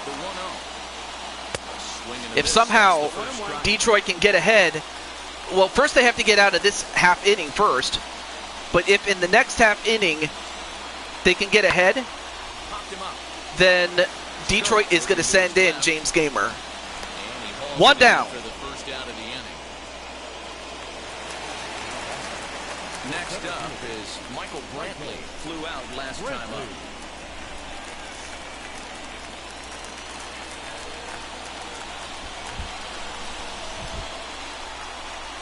Here's the first pitch. In there, no ball. Gets him in. 0-1.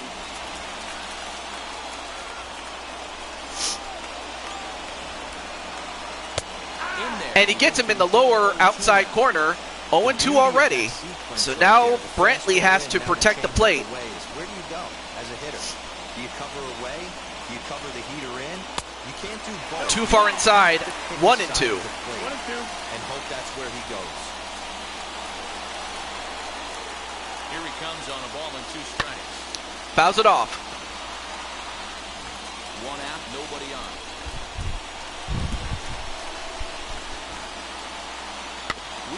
And he hits it right to the pitcher, and they get him out at first. 2 down.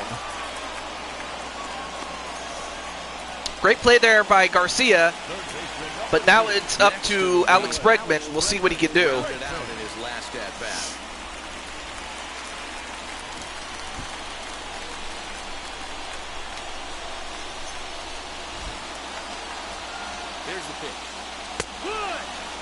Another strike to begin for Garcia. Set the 0-1. Another one just inside the strike zone. Letting him steal 2 So now 0-2. 0-2, here it is. And he hits it, but he hits it right to the second baseman. And they get the out at first, and we're going to extras, baby. We're going to extra innings. And it's still 2-2. I mean, folks, you cannot tell me that this is not a great game. Christian Javier takes the mound as he'll be the first. All right, so Christian Javier coming in.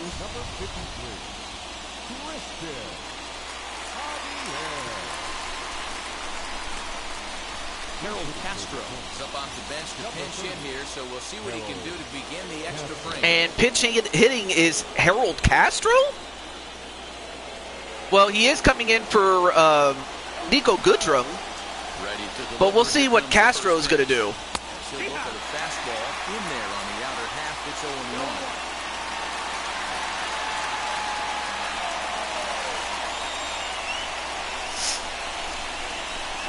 Now here it comes.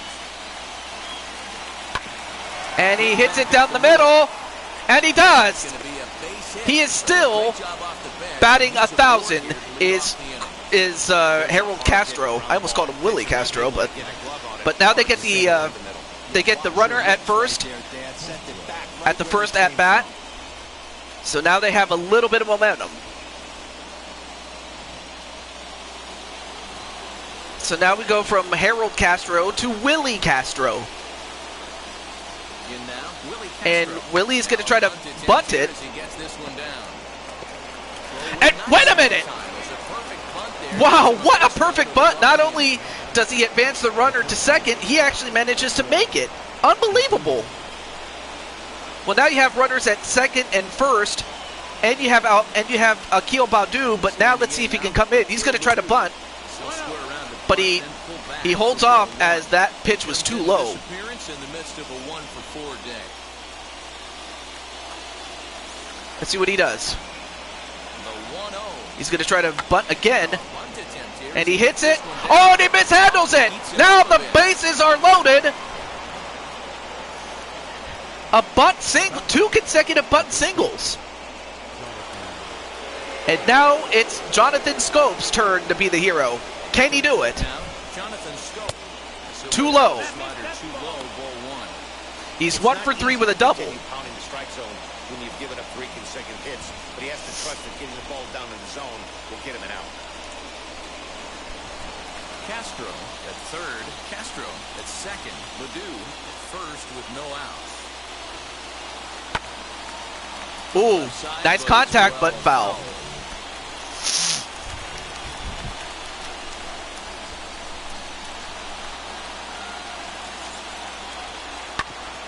And he hits it low, and that's going to score the run. Well, they do get the out at first, but Scope manages to get the sacrifice RBI. I mean, great stop there. He did the best he could. So that while he was able to get Scope out, did Alex Bregman. He mishandled the ball a little bit, or actually he didn't really mishandle it. He just couldn't field it cleanly. And while he wasn't able to get anybody else out, he just was able to get Scope out. But now it all comes down to this man. Can he put him ahead further than just one run? Right now he's 0 for 4, but if he can come up with a big hit, I mean, he did this once before, and, well, never mind. He's not even going to get the chance to do it as Dusty Baker is too chicken to pitch at him. So Chaos Reaper is going to stay 0 for 4, but with a walk. So now it comes down to Miles Stanley Ward. And now coming in is Phil Maton. Or Maton, sorry. Really needing that double play ball. Bases are loaded here with only one man out. Well, I would ask, Atticus how he feels about being walked, but he's on the base bat, so I'll wait until he comes back. But now we'll find out if MSW, Miles Stanley Ward. It says Miles Ward, but I couldn't put a middle name in there for some odd reason. As a look, now the pitch. This is where you got to empty the bucket out on the mound. Throw your best stuff right here, right now, and try and get out of this. If anything catches... I have a feeling that now they're going to start, they're going to, like Hook, they're going to send in James Gamer, regardless of whether they score another run or not, but they definitely want to add some insurance to that. 2-0. Nowhere to put anybody. 2-0 count, not a good spot to be in as a pitcher.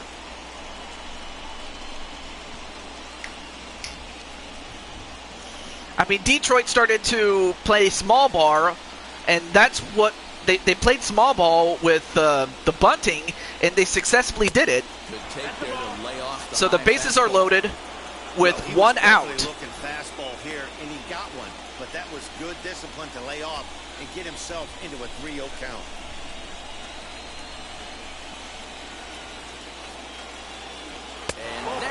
And that misses, and it's gonna be a walk-in run. And unfortunately for Maton, or Maton, whatever you wish to call him, he walked in a run. Well, so much for Chaos Reaper, Atticus Black, and MSW for coming in. They didn't even have to do anything. The pitcher just pretty much did himself in. Phil Madden, by the way, I'm referring to. And Candelario with one hit. But this is also the same guy that unfortunately couldn't get the job done when the last time that we had a bases loaded situation. Let's see if he can come through right here.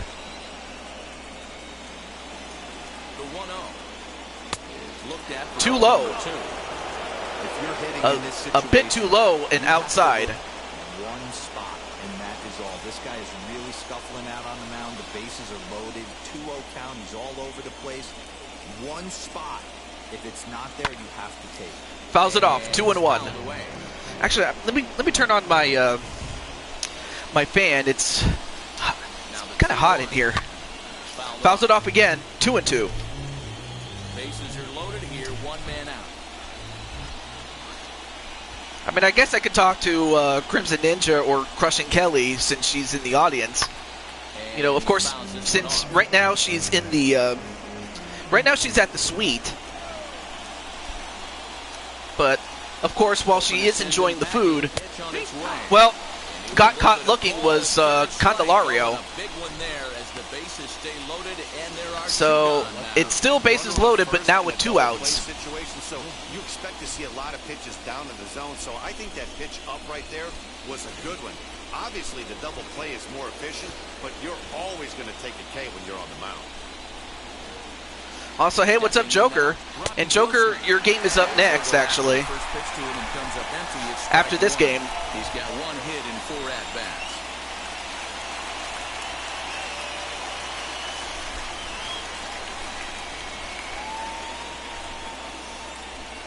The 0-1 offering.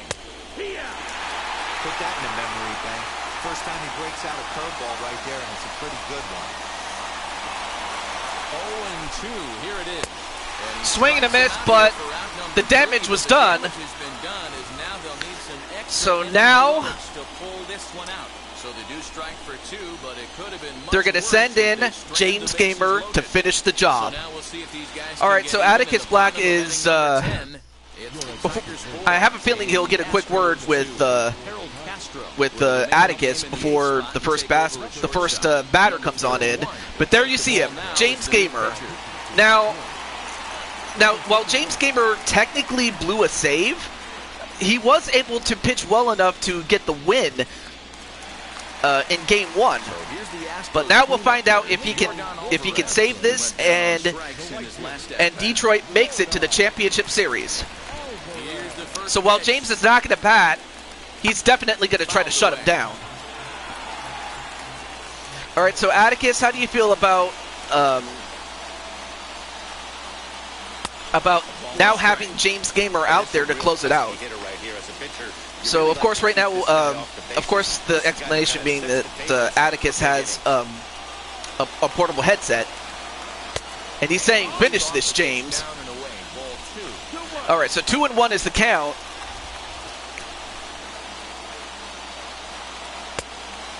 Okay, well that's 3-1.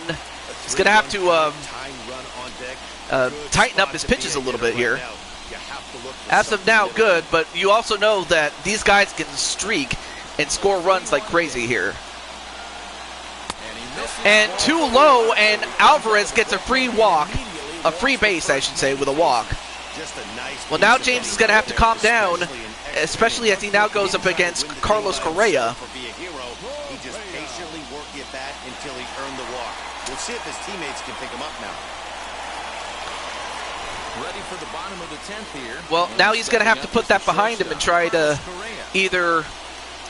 try to get him out as well as he can. Here's the first pitch.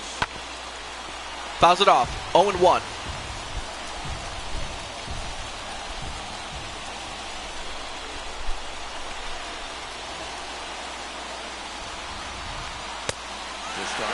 And in fact, I remember the last time that Detroit was in the division series, they lost to the Yankees. He hits this one, but not far enough, as Chaos Reaper Atticus Black himself gets the first out. One down. And up next is your boy TJ. So now we get the head-to-head matchup between myself and James Gamer. All right, James, bring your best, because I'm going to bring it to you, baby. All right, so you bring me a strike. Okay. I always remember John Smoltz telling me the greatest asset a closer can have is short-term memory. And this situation calls for it. And I hit it, but did I hit it enough? I did! This game is tied. I can't believe it! I just hit a home run to tie the game! It's a two-run shot to straightaway left. Unbelievable! And this game is tied again! How did the hell? I can't believe it! Oh my goodness! I don't know how I did it, but of course that short left field porch had a lot to do with that. The great ones find a way to rise to the occasion in the postseason, and he did right there. Yeah, nice for me, maybe not so much for James Gamer and Atticus. And unfortunately, they took out James Gamer. Unbelievable. I'll tell you what, if somehow Detroit manages to win this in spite of everything, they definitely deserve to go to the championship series, though. Now the Cuban import Yuli Gurriel. As the first pitch to him runs a bit inside for ball one. He's hitless in 3 at-bats to this point. Hi, DJ. DJ.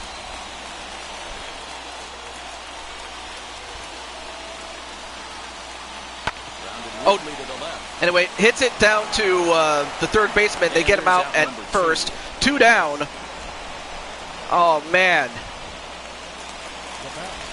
But up next is Brandon Cuevas, who has an RBI and a run. He's responsible for 2 runs. Without those 2 runs, this game would already be over. Hey, love the confidence in that pitch right there, going right after one of the better hitters on this team, not afraid to execute.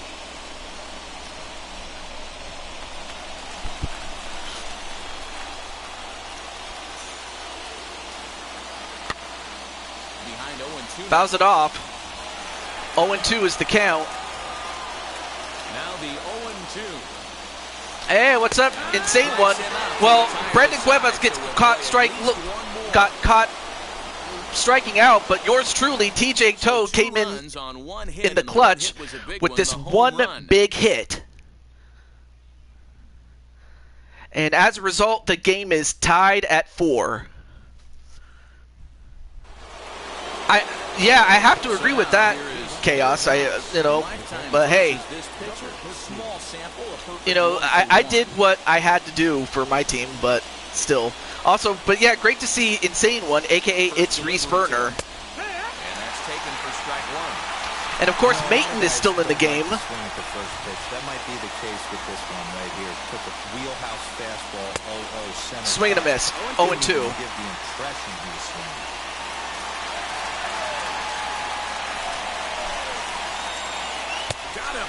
And swing. Wow, 3 straight strikes Yeah, third and a strike strikeout. of the game for him, and 1 this down. one, he was way off balance and out in front of that curveball.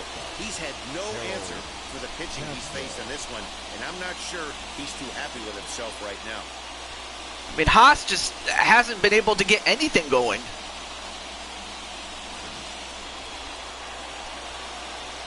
All right, well, up next is Harold Castro. Into the box, Harold Castro.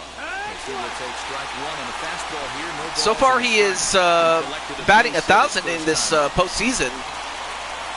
Overall, he's 2 for 2. But if you're the Tigers, you definitely need a big hit right here. Rounded to the right. And he hits this, but he hits it right to the second baseman, and they get him out. And that's 2 the down. second out.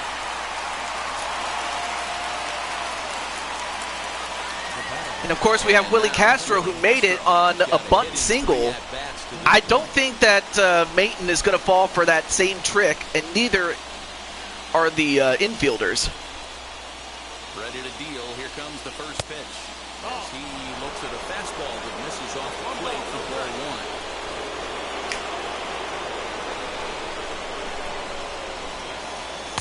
Good zip on that one as he just throws it by him for strike 1. He's going to have to set his sights a little I lower. mean, Brandon, how do you feel about this? I mean, you're on the bench as the designated hitter, by the way. But how do you feel about this? I mean, you were just... I mean, really, you were 2 out. We were 2 outs away from this ending. Swing, But and a miss instead, got him reaching. we go back, Is in time, and the inning is over. and now Down in order go the Tigers. the Astros have a Score chance remains to tied win the 4. game.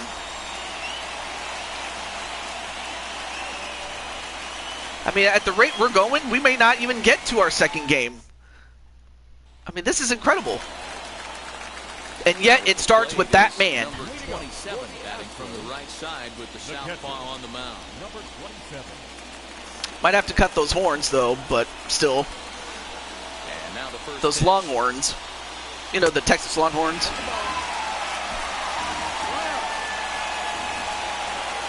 The 1-0. But now,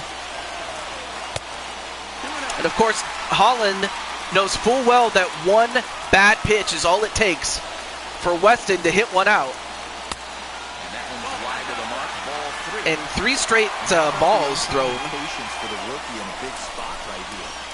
These have been some tough pitches to lay off. All right. Bounce it off, 3-1. Now.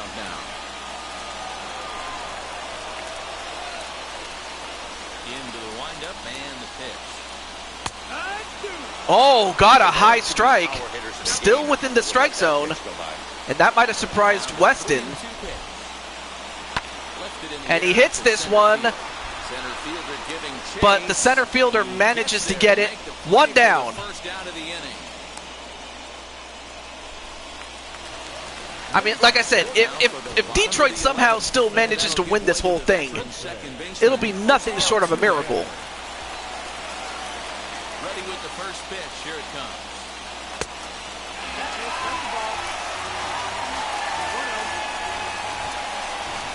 The windup and the 1-0 pitch. Hit pretty well. And he Out hits to this deep one. field. A ball that's carrying. Oh, it goes off the wall. Can't get it. It's off the wall. And he will make it in. Oh, that was close, but it goes off the wall.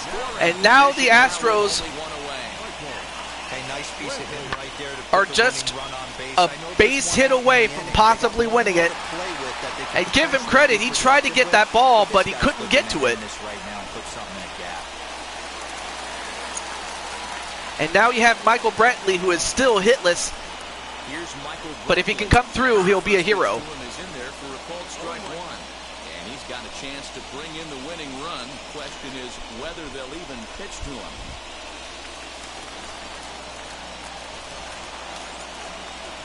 The 0-1. You know, like the old saying goes, be careful what you wish for. But this could do it. This is down, and that should do it. And it's going to be, I believe, it is. It's over. Houston comes from behind. They were down by as many as 2 runs The ALCS. Well, they know in that the bottom of the 10th. They tied the game thanks to yours truly. Winning here to punch But then Brantley comes through, brings in Altuve, and it's all over. And Detroit gave it their best. They did everything they could have done. But the Astros just, what can I say? I mean, they knew how to win. And they're going to face off against the Yankees in the American Championship Series. The American League Championship Series, go. Absolutely. So, you know what? I may as well mention which 10 teams will be featured for next season. I'll mention that. But there you see me, the player of the game. 2 hits, two for 4 with a home run, but it was a big one. Multi-hit game, and one of them was a dinger. That's a solid day's work for any. So let me just give you the list of teams that will be featured for next year. So I'll do that for you. So the Astros will face off against the Yankees, led by Clinton. And somehow Phil Maton is the guy that wins the game, and Derek Holland gets the loss. But incredible, man. I mean, I just thought that any longer, and I don't think we would have had a doubleheader, but we're going to have it anyway, so. Okay, so as I get the next game going, Astros versus Yankees made me throw up in my mouth a little. Well, in this case, I don't know if you hate both those teams, but yet one of them is going to have to go. And the other is going to go to the World Series.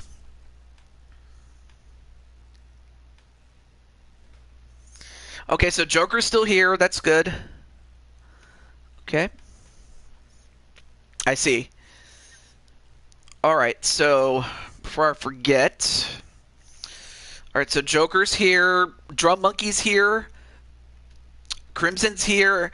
Not sure if... well, I mean, I can't contact Wally, so he'll have to show up.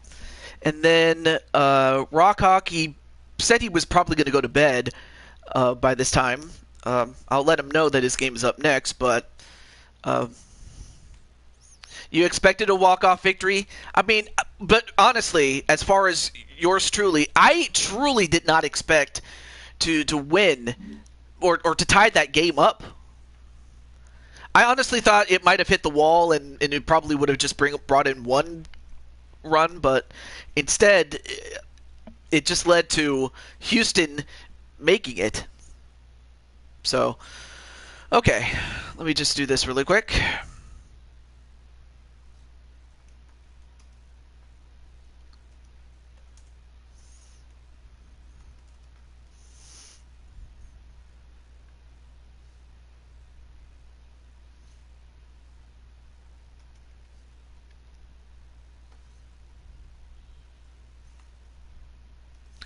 But man, that's just unbelievable. So anyway, I'm just letting Rockhawk know.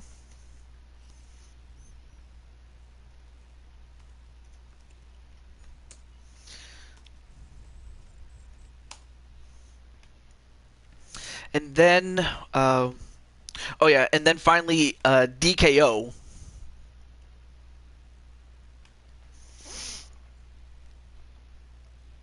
Yeah, gotta keep practicing.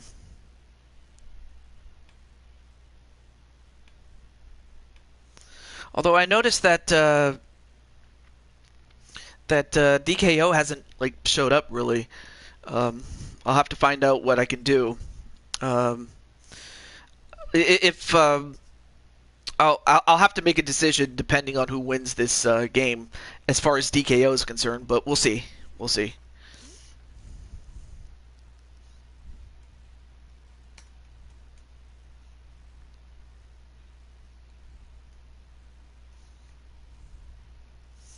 But I'm very sorry that of course it came at the expense of James and Atticus, because you guys did everything that you guys could do to win that game. But the better team won, unfortunately. I haven't made a decision on that one Joker, but I'll keep you posted.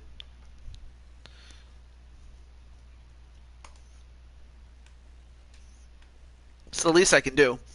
All right, now let's move on to...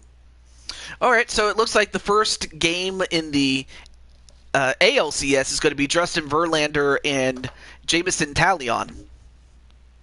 But up next, it's Miles Mikolas and Ian Anderson. Yep, okay. So without any further ado, let's get to it. But I will say this. If... Oh, no, not that one, not that one, not that one, not that one. Okay, there we go. Didn't want to press the button too fast.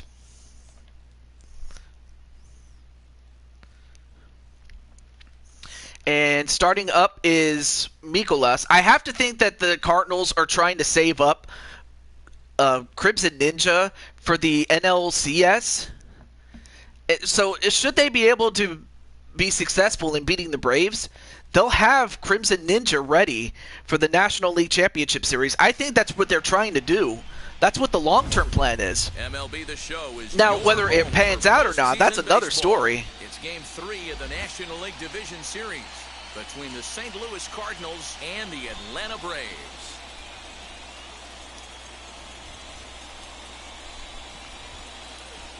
Okay, so with that said, let me just get the list of teams that will be featured for Season 4. With me is Mark DeRosa and Dan Plesac. And Dan, lots to talk about here as we get ready for Game 3. Well, as a fan, this is all you want. It comes down to this, a decisive Game 3. I'm interested to see how the managers will manage this game because there is no tomorrow if you lose. I expect them to be pretty aggressive. There you see Anderson and Nicolas, or Nicholas, or however you pronounce his name. First pitch coming up next.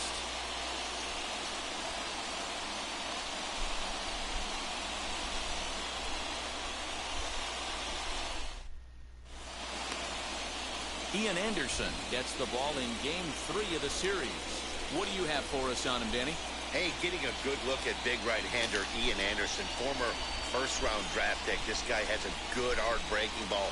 One of the things. All right, really so like Ian Anderson up, starting up. Has a good fastball, and of course, Tommy Edman had himself a great game in Game 2. We'll see if he can carry that momentum. And there you see Joker behind the plate. He's put it all together.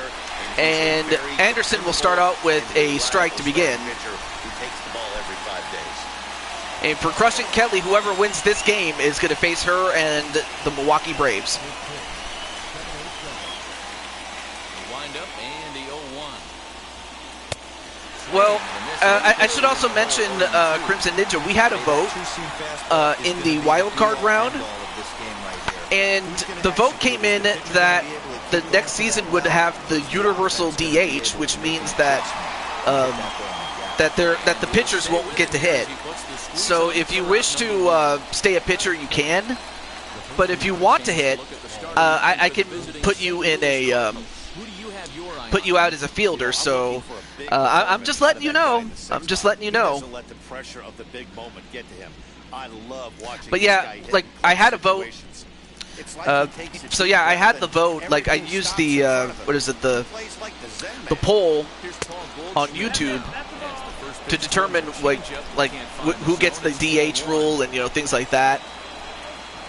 So I just want. Oh, Joker wants to be a pitcher. Well, maybe I can work out something to where Joker takes the place of Ninja, and that Ninja can be a fielder. Oh, you like being a pitcher? Okay, okay. Well,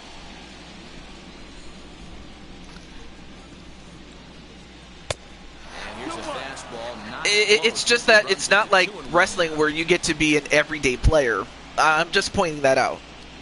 A little early, and now it's even. Because I know that because I know that Brother Atticus was a pitcher, and then he converted into a left fielder for this season. Anyway, Edman out. Or actually, no, that was not Edman. That was another. 2 down, no one on base. You versus Ninja, winner gets to be the pitcher. No, I can make you a pitcher either, regardless of whether Ninja stays as a pitcher, though. Okay, shortstop. Okay, I will keep that into consideration. And it will be based on who you get drafted by, because if the team that drafts you needs a shortstop, then I will put you at shortstop. But if they need a pitcher, starting, reliever, closer, or otherwise, that's where I'm going to put you. So I'll keep that open. Same thing with James Gamer wanting to bat, so that means I have to make him a fielder at some point. And I don't mind, like, becoming a pitcher myself if it means to help my team, so that's what I'll do. Anyway, swing and a miss, and they get the out at first. A 1-2-3 inning to begin. All right. All right, so let me do this really quick. Will do the pitching in Game 3 of the series. Dan, any thoughts? Hey, this guy has a 4-pitch repertoire, right? And those are a lot of nice options to have. You can go hard, and soft, I'm actually doing that right now. Anytime you have 4 pitches, if you can throw them for strikes, you have the big advantage. Into the box, Eddie Rosario. All right, so I'm just calculating. Basically, I'm getting the 5 worst teams in each league, so that we'll find out which one of the 10 teams that were at the bottom as of the end of the regular season in 2021. So I'm just calculating it right now. And it's a called strike to even the count at 1. That's a real nice location with that. So I'll be a little quiet for the moment. Hard to do much with that because a hitter really can't extend his arms very easily. Here's the 1-1 delivery. Swing and a miss on the fastball, and it's 1-2.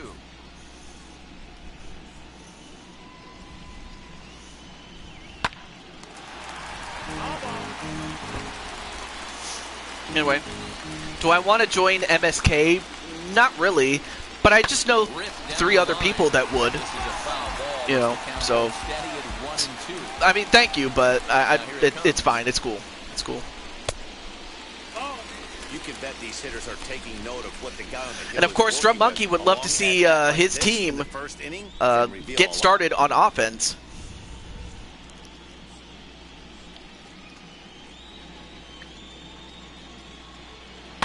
Swing and a line drive.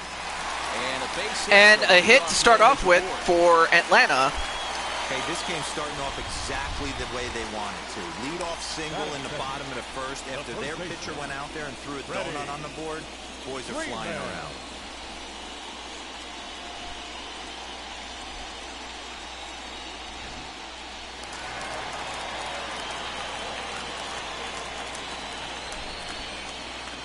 Here's the first baseman, Freddie Freeman.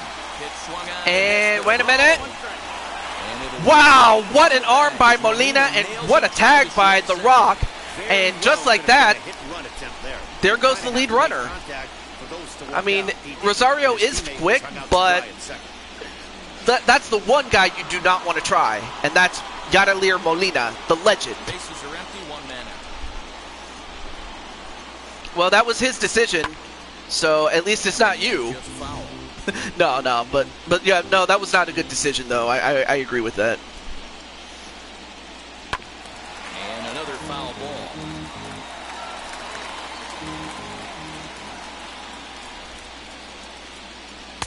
Started the breaking ball far too inside that time. Laid off for ball 1. And that's a swinging strike. And swings and misses, and they'll have to throw him out to get him out, and they do. 2 down. First, Freeman is retired. 2 down now. And with 2 gone now, let's take a look at our up to the. Well, there's the bracket, so if you want to take a good look at it, there it is. See, the Milwaukee Brewers have already won their series, and they await our winner here in the NLCS. So the bases are empty with 2 gone now, and that'll bring up the exciting Ozzie Albies. First offering. Nope, that's outside. Wouldn't mind a pitcher expanding the zone a little bit more and using his aggressiveness. Okay. Against him. All right. And he lays off a fastball. 2-0 is the count with 2 down. Bases are empty here with 2 men out. Hard hit ball to second. And wow, that gets through, and it's once again a runner at first, but this time with 2 outs. He didn't miss it. Nice swing right there, driving it into the outfield for a knock.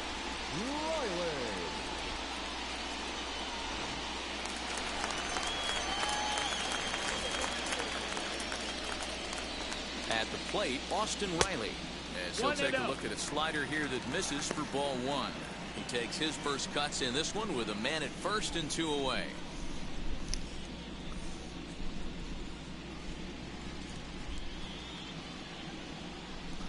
The 1-0 home. No, that's out. Like to see him be looking to the opposite field with this next swing. Pitcher's trying to work you away.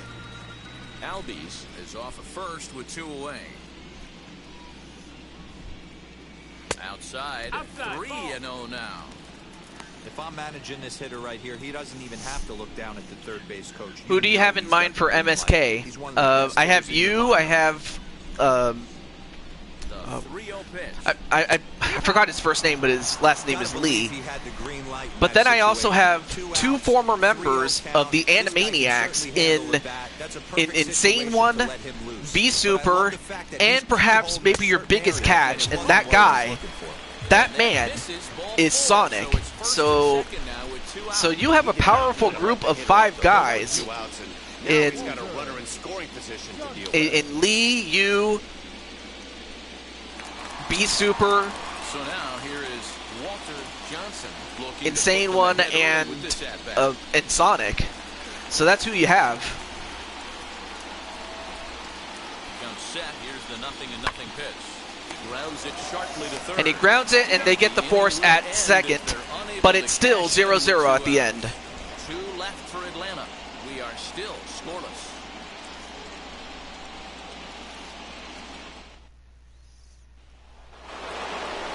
Stepping in for the Cardinals, Nolan Arenado.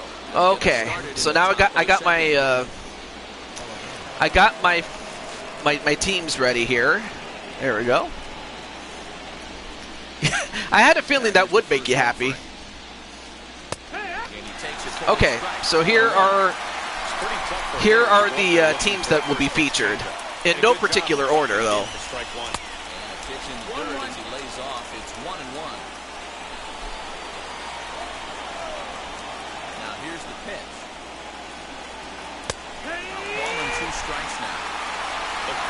Above the belt is normally a pitch that batters love to take a rip at, but that one froze it. Able to protect the plate with 2 strikes, and he'll see another one. Yeah, you could tell he was ready for another fastball, but the pitcher went to breaking ball, and the hitter just fouls out. Right now I'm just typing in the names of the teams, but right now it's a 1-2 count. Here he comes again. And we'll see how Arenado is going to handle it. And this is 2-2. You know, these kind of at-bats can drive you crazy when you're on the mound. I mean, he's been ahead of him pretty much the whole time, but he just can't put him away. Not only that, but it's costing him a lot of bullets. Here now the 2-2.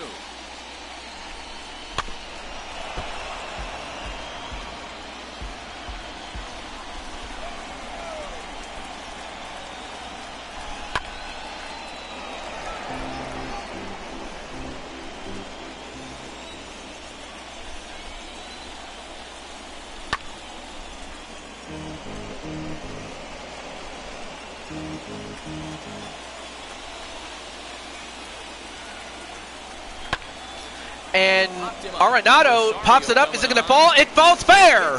This one's down. Of course, he's not going to try for second. He's not, that daft, but he gets a bloop single. Incredible hit there by Nolan Arenado. Doesn't have to do too much. He just does enough.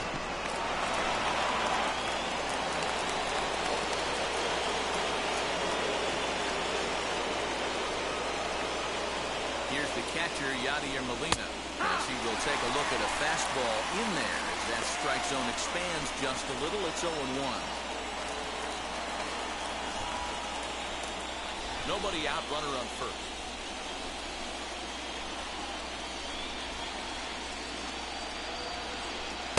Now Fastball off the plate away. A ball and a strike. All right, here it is. Here is the list of teams. Strikes is Mr. Earl Hendricks. I'll copy it in case you guys want to look at it again. In fact, I'll actually pin it. There it is. So the teams involved for next season, what they all have in common is that they are the worst of the worst. They're in the bottom third of the league. The Chicago Cubs, Los Angeles Angels, Miami Marlins, Kansas City Royals, Washington Nationals, Minnesota Twins, Pittsburgh Pirates, Texas Rangers, Arizona Diamondbacks, and the Baltimore Orioles. So what they all have in common is that they stink, and yet one of them is going to win a title. And another hit that falls in, and that's 2 hits in a row. So you guys can tell me what you guys think of all those teams, but as you do, I mean, Yachty just comes up with a big hit, and as good as Wally is, he couldn't get to that ball quick enough. And number 6 at bat is Mr. DKO. He had a home run in the previous game. So if Ian Anderson knows anything, he knows that, you know, DKO is not somebody to trifle with.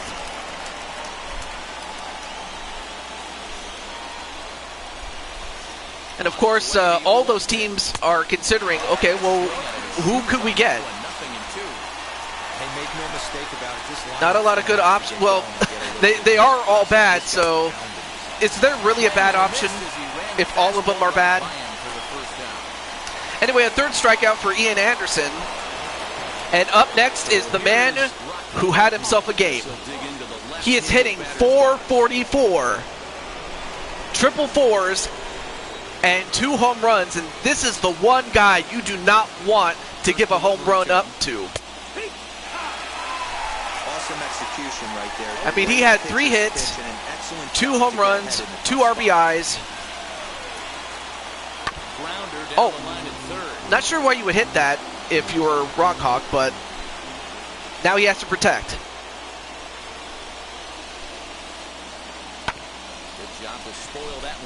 Another solid contact, but it goes foul. And of course, well, way too far. Not going to swing at that one. But yeah, if you're Drum Monkey and if you're Joker and Wally, if he was here, this is the one guy you do not want to beat you. Because you already have 2 runners on base, and if he hits a home run, you'd be down by 3. And if not, it'll probably just be a 1 or 2 run single. So we'll find out what he does with this one. Too far, a little inside, and now it's a full count. I want to put in the meme Sonic name. Do you know that way? Yeah?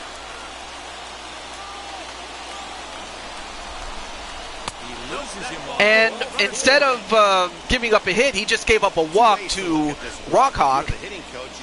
That's a great AB.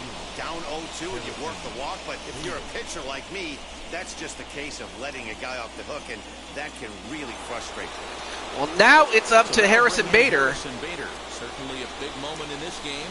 Crimson Ninja, Cubs, boo! Now the first pitch. I have to think that if you're Crushing Kelly, you would much rather go to where, you know, Atticus goes. I have to think. This middle infield has got to do their best to roll it as quick as possible. I mean, of course, while Crimson has said where he would like to go, for Crushing Kelly, is there any place that you would not want to go? I imagine the Cubs would not be one, if I'm not mistaken, right, Kelly? And then Drum is saying, good grief, get your arm under control. And I have to think that if Drum Monkey is a fan of Chicago, I would think he would like to go to the Cubs, unless he's a Southsider. I don't know. Of course, Drum can only answer that question, but not the Cubs or the Cardinals. Well, you won't have to worry about the Cardinals, that's for sure. Also, Cubs boo. Oh, so you're not a... So you're a Southsider or a fan of some other team. Oh, and Bader just got caught looking. got a bit larger, 2 away. And the bases are still loaded, but I mean, if you're St. Louis, if you can't capitalize on this, then I have to think that the Braves will have all the momentum going into the rest of the game. White Sox, well, unfortunately, the White Sox are not in. So I imagine you're probably not going to go for, you know, Minnesota, given that they are division rivals for the longest time. Yeah, I mean, well, KK knows that. KK knows it.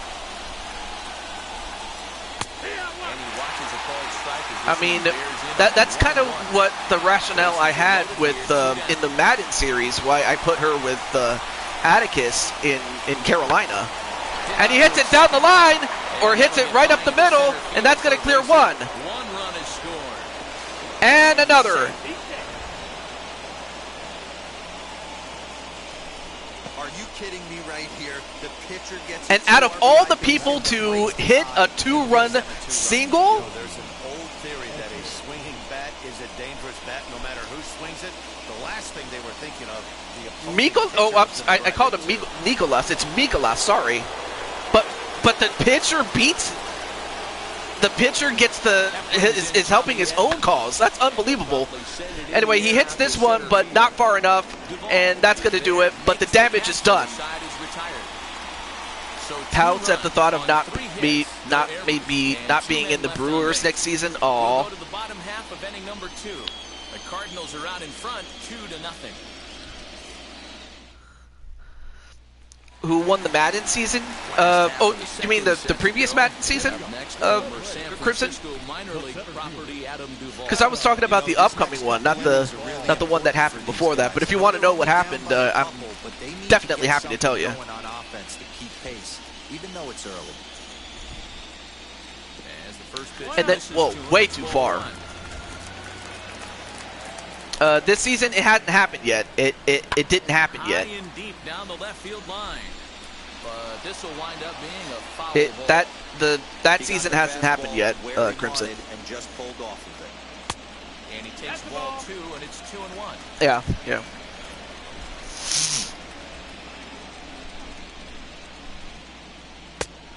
All right, so 3-1 is the count against Mikolas. Spot to be a hitter right now. You have to look for something middle in. And of course, Adam Duvall with a 400 batting average, and well, that's going to go up as he gets a walk. We knew coming into this game that this guy has a tendency. Arizona. Oh, you mean the Arizona Diamondbacks, James? History repeats itself as he's already given up 2 walks here. I'll tell you, effectively wild is a pretty tough thing I mean, to be. Like, I kind of had a feeling, so what I could do, Crushing Kelly, is give you a season off if you like. Because I know that you love your Brewers. I mean, there's no doubt about it. I knew that the Brewers were one of those teams that you could probably never think of yourself being in on another team unless it's with your man, I guess. I could be wrong. Oh, you were thinking about NHL. Okay. No, I understand that.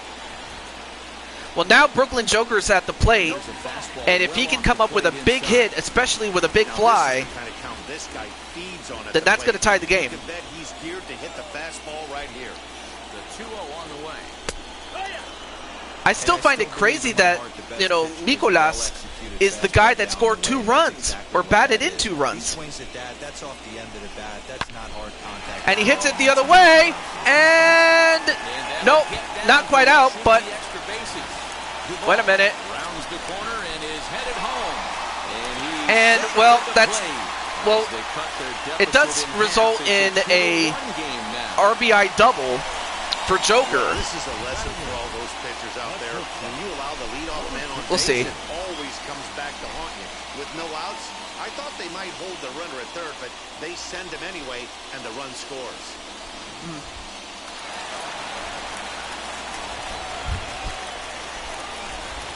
So now to the plate, number 64. And a first pitch. And Drum Monkey, not far enough.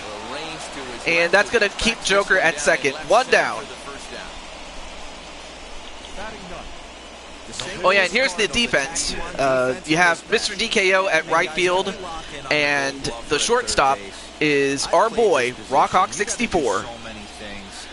Have to have just the quickest hands reacting on one hot line. And then Drum Monkey's like, bah. Have the ability to take away the bunt. Well, now we get to see if Ian Anderson can get the job done. And not only that, you better have a strong throwing arm. Ball one to start the at-bat.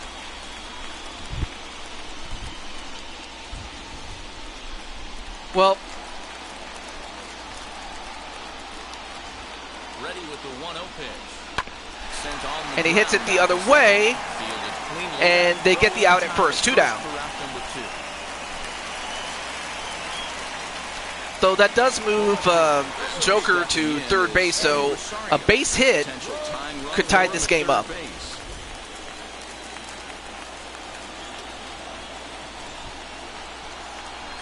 Here it comes. 0-1 the count. And he hits it, but it goes far back. Featuring a mid-90s fastball We'll see. This pitcher, attack with that pitch, get ahead, get the offense on their toes. That opens up the off-speed pitches later in the game. And whoa, nice snag, and they get the out at first before the run can score, and that spoils it. But great play there by Tommy Edman. Back with more from game 3. Just a great defensive effort there by Edman.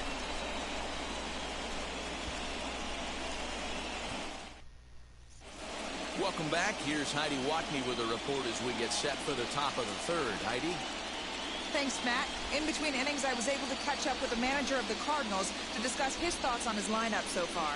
And flat out, he was very pleased with the quality of their at-bats. It's still pretty early in the game, but they've seen a lot of pitches already. I will mention, like after the draft, we will have trades. So if anyone wants to be traded away or traded to somewhere, let me know, and I'll do what I can to make the moves necessary to accommodate. But once the games start, then the lineups are set for the most part. So just wanted to point that little thing out there. No, you hadn't played today. In fact, whoever wins this game is going to face off against you, Kelly, and Patty, and the rest of the Brewers. So this is going to determine your opponent, Jamar. So this is a good opportunity to do some scouting. Well, the Madden draft already happened for this upcoming season. It's just that the season itself hadn't started. To answer your question. Anyway, a full count onto Paul Goldschmidt. Well, you don't see Schmidt, it all that often, sorry. but this might be a good time for a 3-2 change. If he can locate it, it's nearly impossible to hit. Well, fouls it off, though. I mean, he went for the changeup, though, but... Okay. I'll get that for you. So the leadoff man is on here to begin inning number 3. Well, the reason power hitters generally draw more walks than other guys is exactly what we saw right there. Pitchers work around them and nibble the corners a lot more so they don't get burned. He made some good pitches, but he just couldn't get him to chase enough out of the zone. Digging in next, Tyler O'Neill struck out in his first at-bat. Yeah, but it was a good changeup, Matty. Good arm action on that pitch. Look for him to try and stay back a little bit more. Let the ball get so Crimson Ninja, or yeah, Crimson Ninja quarterback, Houston Texans. Now, after what was a pretty dreadful second inning, he's got to start throwing a lot more strikes. And let me see, where did I put James? James. And oh, nice hit there, but he hit it right to Drum Monkey. Great play there by Drum Monkey.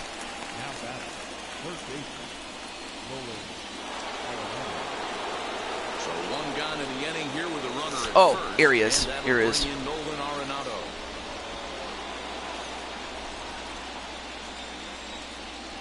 I totally forgot where I am for Madden. Lol. I'll get to you in a moment. Hey, if you're going to throw oh yeah. a pitch like that to this guy, that's right where you oh no, wait, that's wrong person. Wrong person. What am I? Where am I looking for? Line drive to left. Nice line drive. Nice catch. 2 outs, 1 runner at first. Diving catch, tip of the hat. But if we go back and take a look at this, it was the initial bad jump. I think that ball kind of confused him a little bit, and he had to make up for it at the end. Huh. Yadi Molina digging in now. And a swing from him yields a foul pop out. Oh, I see. Base hit in his first trip. I currently don't have you on the roster, so what I might have to do is replace somebody who is inactive to put you in there. So I'm gonna have to find somebody who is inactive compared to everybody else that's on the roster. So what I'll do is I'll look it up and find a spot for you. And then what I will then do is that you will inherit that person's spot and position in the draft. So that's what I'll do. So I'm going to find a spot for you, my friend, is what I'm going to do. And that's for James Gamer. And it's fouled away. And I was talking to James Gamer when I said that. And as for Crushing Kelly... So 2 balls and 2 strikes now. Yeah, I meant James, sorry. Exactly the reason why this guy has been so successful and has played this game so long. Okay. Pitch after pitch, making this guy work out on Hey. There we go. I was talking to my technology here. Hey, usually the second time through the order, you start seeing an incorporation of some more off-speed stuff. But this guy's locating, feeling really good about his fastball. 2 back-to-back. Crushing Kelly Chaos. Crushing Chaos Kelly Black. Can't talk. Tight end, Carolina Panthers. It's a full count now, 3-2. Good spot for an RBI. Put the ball in play with the runner in motion. He could score all the way from first. The 3-2 pitch. Fouled off.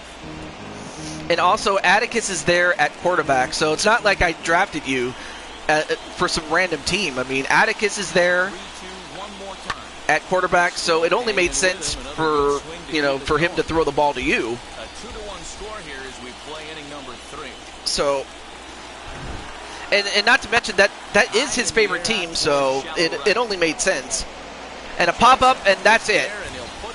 So the score is still 2-1 St. Louis.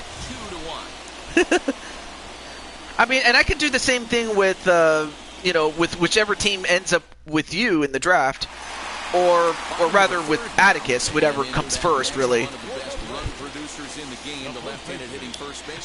All I know is you didn't want to play for the Cubs, so I'll keep that in mind with whichever team drafts you from that point. So, well, when I say drafts, I'm talking about the MLB draft, but we'll get to that when we do.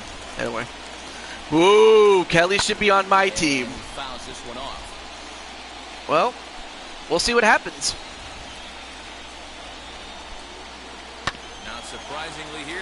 And he hits it, but great stop there by Edman, and Edman gets him out.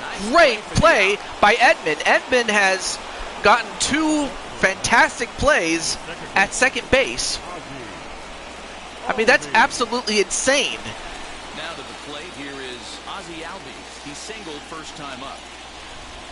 I mean, absolutely no way, but that's how great Tommy Edman is with his play at second base. Albies 1 for 1. And Mikolas is up to 40 pitches at the 3rd inning. Going to have to get those pitches in the strike zone if he's going to get him to swing. Into the windup and the pitch. Swing and a miss. 2-2. Hey, that's the modern game right now. North-south. Elevate that high fastball and bury stuff in the dirt. Completely different from the east-west we came up playing. Who did I get as passing targets in the draft? Okay. Let me look it up. Let me get that for you.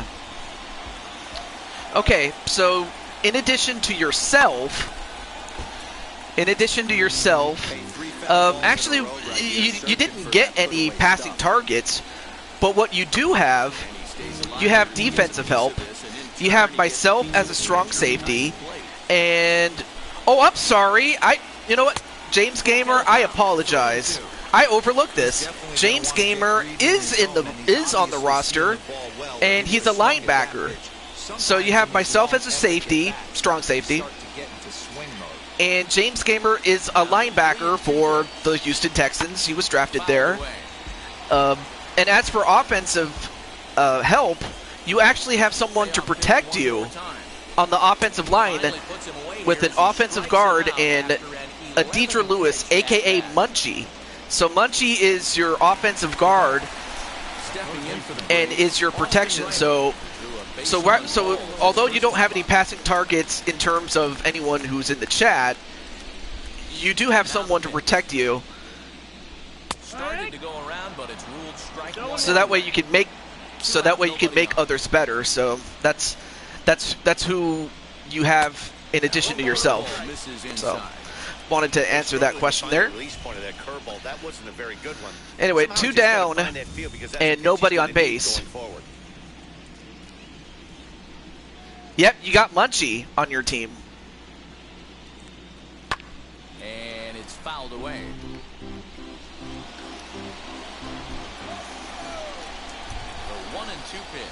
The 1-2 pitch? No.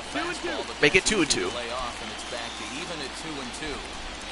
We just saw a fastball right there. I would not be shocked if he tries to get this guy to go fishing right here and drops a little off-speed pitch in the dirt. And of course, it would be beneficial for Mikolas to get Riley out, because if he doesn't, he'll have to deal with Wally Johnson. And pops this one up. Is he going to get it? He does. That's the end of the third. The gamer toad Munchie. Still trailing here 2-1.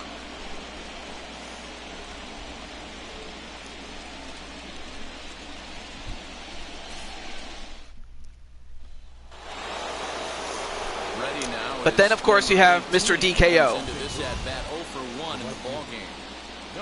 And I mentioned DKO because I hadn't seen him in the chat from the time that we first started, and Now some action in the Braves bullpen as they'll stand up a right-hander to get loose. And if he doesn't come in, and I'm hoping he does, and I'm not saying anything bad about Mr. DKO because I know he's busy with his life, but if he doesn't come in, I'll have to have somebody brought in. Although, wait a minute. Fouls it away. And Ram is with Misha. How you doing, Ram? Classic case of the front shoulder flying open on that off speed. Needs to stay compact and stay in the big part of the field. Because that's what I had to do with our good friend Kevin Dickey, because I hadn't seen, outside of maybe one stream, I hadn't really seen Kevin in the baseball streams. Yeah, as they say, there's a hole in so, the swing in that location. So I'll have to make a decision regarding DKO if his team wins. If his team loses, whatever. I'm not going to cry about it. No worries, but we'll see. But up next is Rockhawk. And of course, this is a guy that, again, with runners at base or no runners at base, he can still beat you.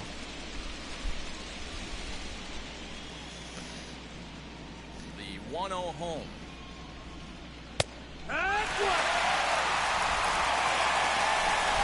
Imagine this trio as a threat next MLB season. Yourself, Kelly, and Atticus.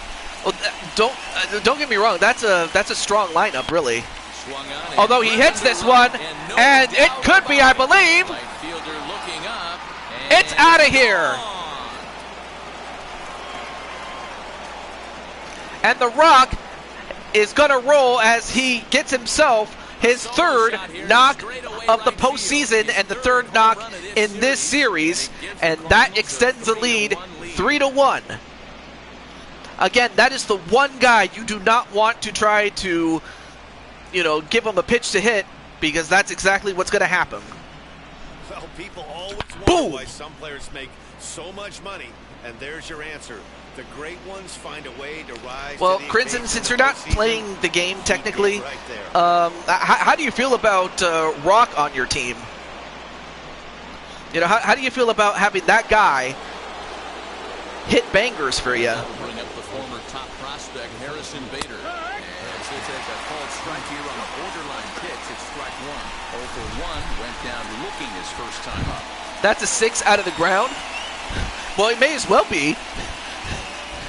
It may as well be because that's out of here. And Bader hits it down the middle and gets a base hit. Good hit there by Bader. Nice execution right there, Dan. Kept his front shoulder in, kept his hands inside the baseball, ripped the base hit up the middle. And if you're a pitcher right there, you can't get discouraged. Sometimes even when you make a good pitch, the ball's going to find a hole somewhere. Hey, if he puts in that kind of work, I'm all in. Yeah. Because like I said, St. Louis is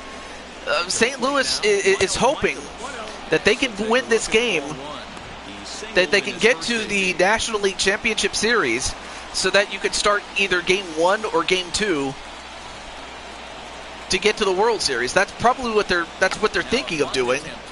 And a bunt attempt, and they get the double play. But not before this man does this.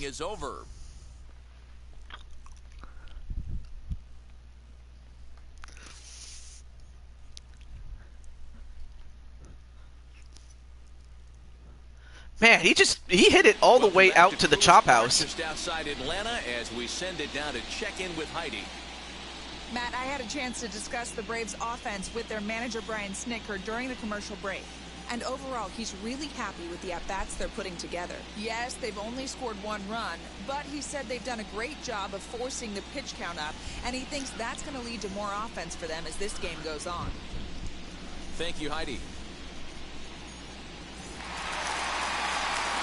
All right, to start off with is Walter Johnson, and this guy can hit. This guy can rake, because we had, last time that we saw Walter Johnson in the World Series against the Yankees in Season 2, Walter Johnson hit himself a 3-run home run, and that was what helped his team win. I believe it was Game 2 of that series, and ultimately winning the series in 2 games. And it was all thanks to that man, Walter Johnson. So if Walter can get a big hit, even if it's just a base hit, I have to think that Atlanta can still come back in this. I'd hate to see the umpire getting his head right now. All right, 2-1 is the count.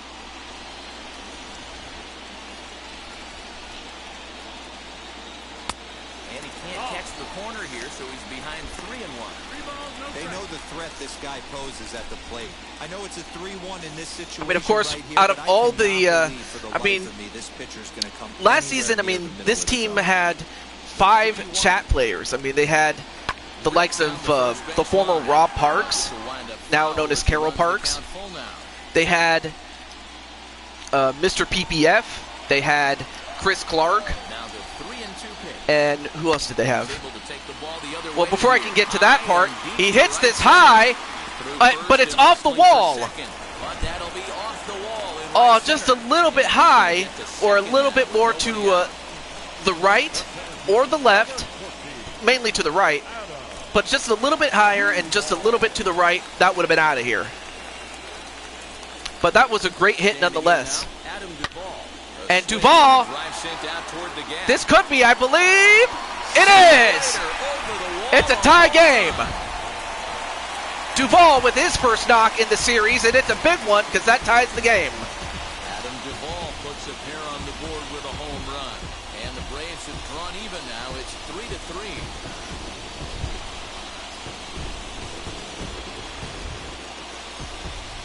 3-3. And Duvall gets the job done.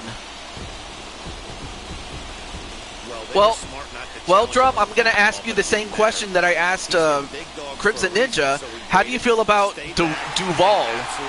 Or rather, yeah, Duvall as well as Wally before him getting on base, and then Duvall getting the big knock. The slider here that finds the zone for strike 1.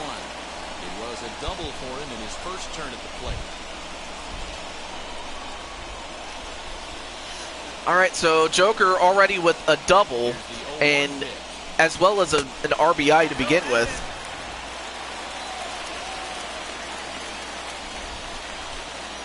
So now we're back to an even game with 3-3. Well, yeah, it is a game. It's a game now. And he hits it down the middle, but Edman steals another hit. But this time he steals it from Joker. Edman is just killing him defensively.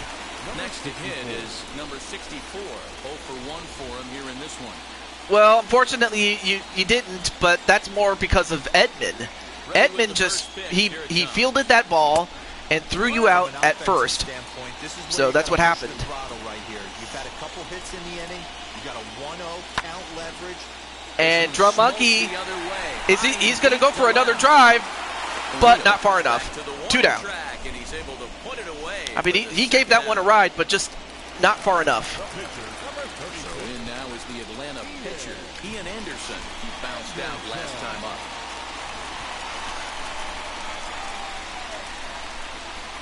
First pitch on its way. This is not a game. This is a war. Well, it may as well be that. A windup and the 0-1. Oh, good, solid contact, but foul. Hits are even right now at 5 aside. 1 and 2 now. So you know, unlike the last couple of games that we had, where it was a struggle to even get offense, here we get a lot of runs here. And he pops it up. Is it going to stay? Well, not going to matter because DKO was able to hustle himself down and get to it. But this man, Adam Duvall, with a big bang, and just like that, it's back to an even game at 3-3. Incredible. Oh yeah, let me make sure that, see if anyone's trying to contact me.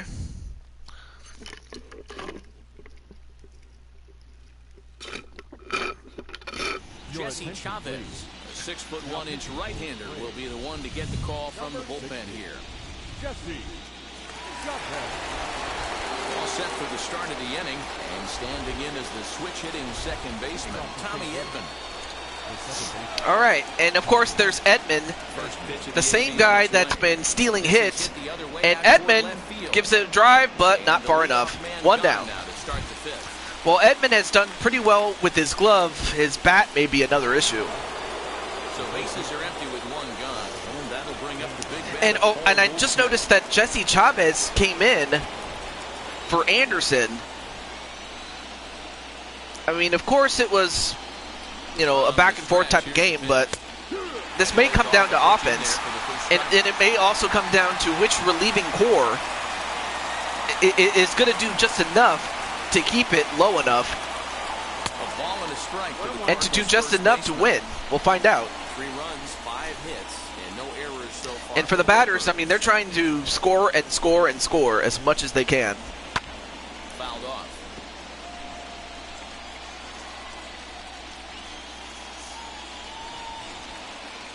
Now here it comes. It's a shin-high slider laid off for a ball. All right.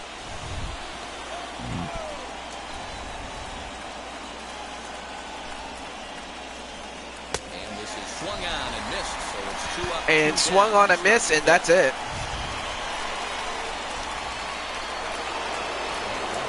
Stepping in next, Tyler O'Neill. A strikeout and a lineout for him so far.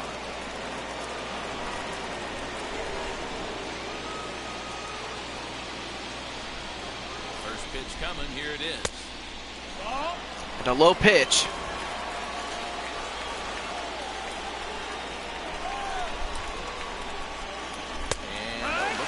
And another low pitch. Well, let's see if Chavez is up to the task. So far, he already has 2 outs to his credit. Although, nice hit, nice contact there by O'Neill, but not enough as it's foul. Here's the 1-2 delivery. And he comes back with And a strikeout onto O'Neill, and that's a 1-2-3 inning. Down in order go the Cardinals. And the game is still tied 3-3. Tied at 3-3. as we have reached the midpoint of the game.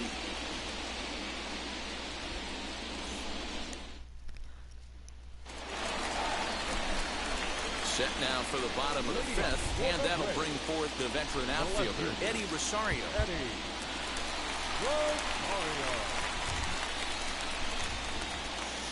All right, so we're back with Eddie Rosario, and Mikolas is still in the game. I'm surprised, because you know the Braves, they took out Anderson, and yet Mikolas is still in there. Don't expect too many pitches going in that spot.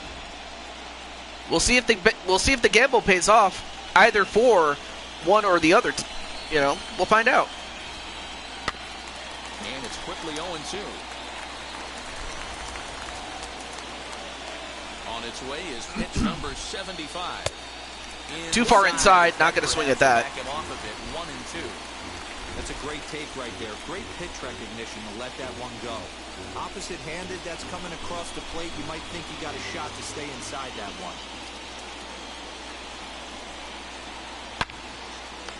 Whoa!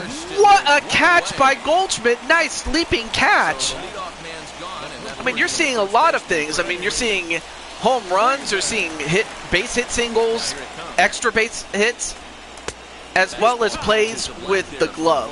That's incredible. What a play.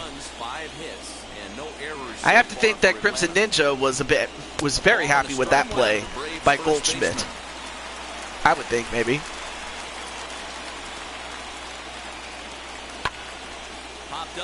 Fouls it away, 1-2. Here comes the 1-2. Tapped up the third base line. Again, a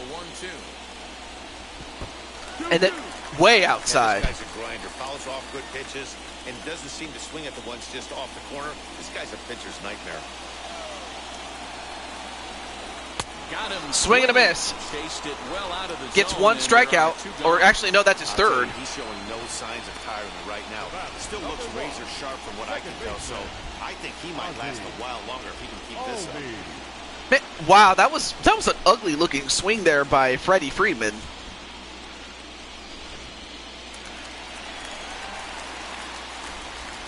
And that'll bring in the former top prospect, Ozzie Albies. As he lays off a fastball too low for ball one. He's working on a 1-for-2 game so far.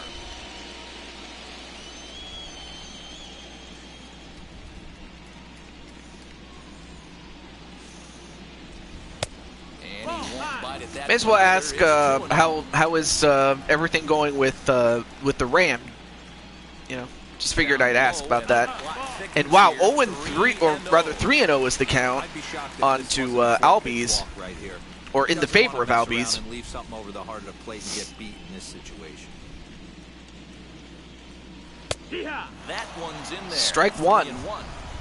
Great job of doubling up with a fastball inside. But now Mikolas A lot of is times getting you'll to see a pitcher 86 go in there, pitches. but they won't go back in there a second time. This guy's not afraid to pitch inside.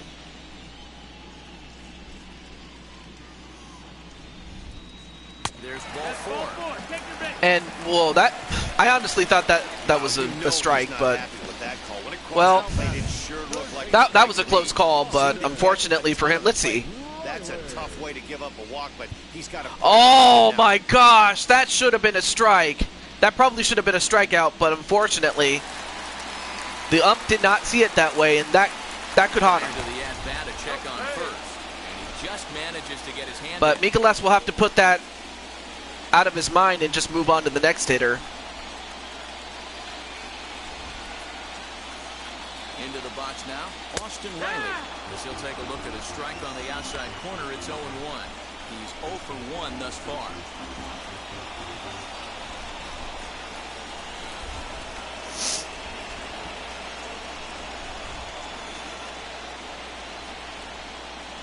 And they pitch out here, but nothing's going on.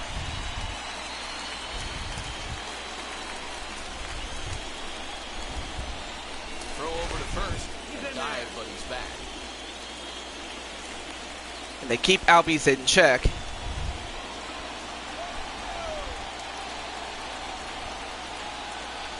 set. Here comes the 1-1.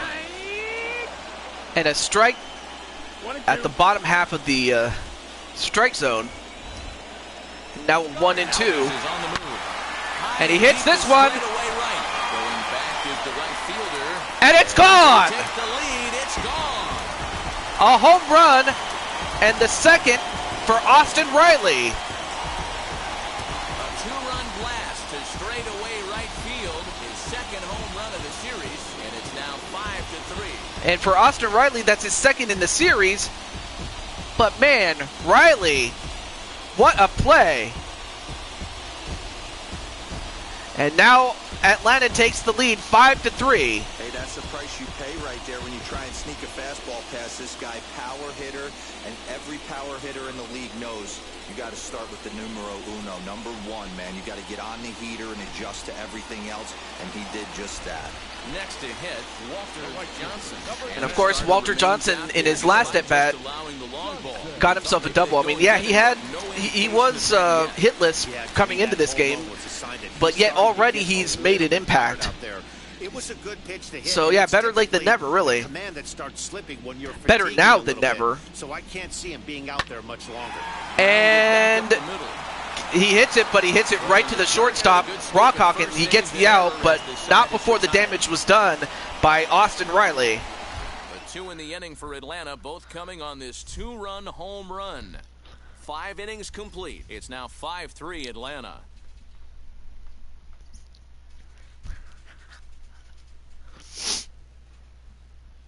Okay.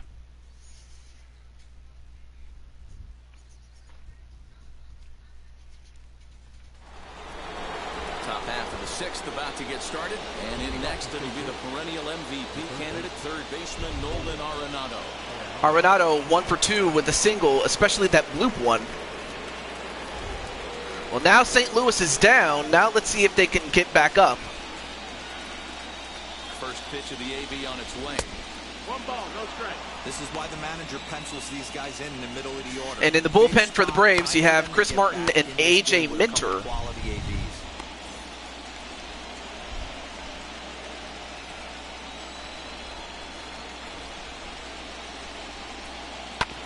This ball will be chopped foul.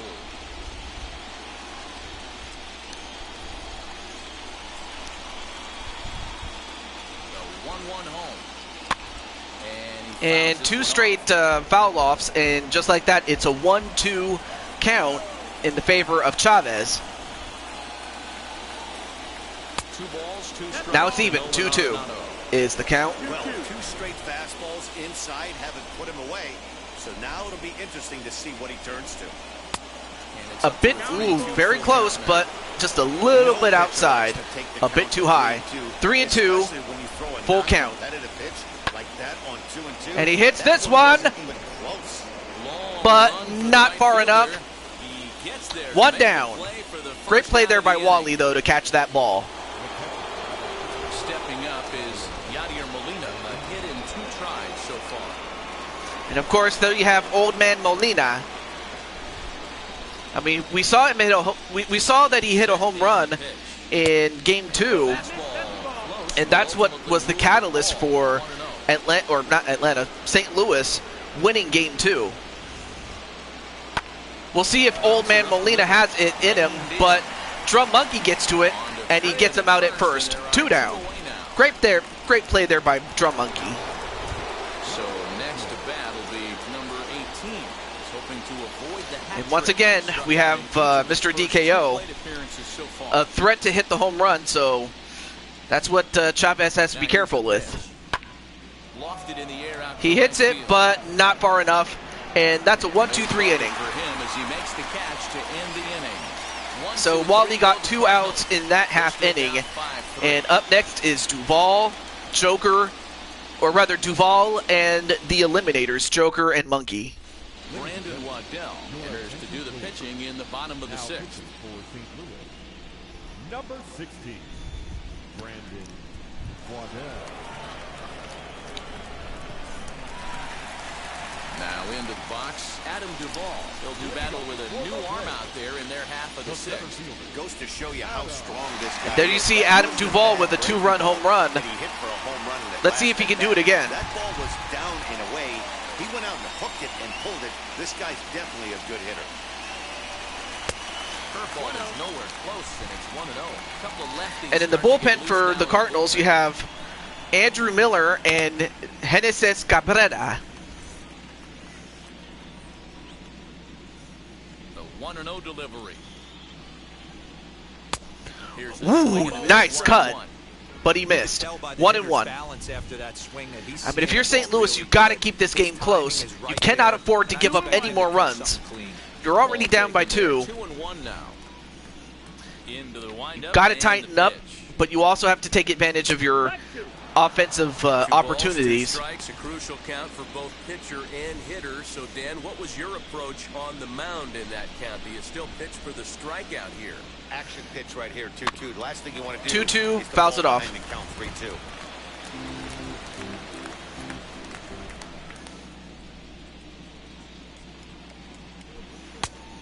And what's the call? Did he hold up in Oh, he held time? off, so now it's a full Yes, count. says the first base umpire. It's ball 3 now. Full count. And here's the 3-2 from him. Got him. Oh, got him looking. And out he goes. Duvall out. Right there. Usually you're trying for a swing and miss when you throw that pitch in a 2-strike count, but clearly he wasn't looking for it, so it's a backwards K for him. And a backwards K indeed for Waddell. But now, let's see what Joker can do. 28. As he'll look at a breaking ball that misses for ball 1. A hit in 2 tries for him so far.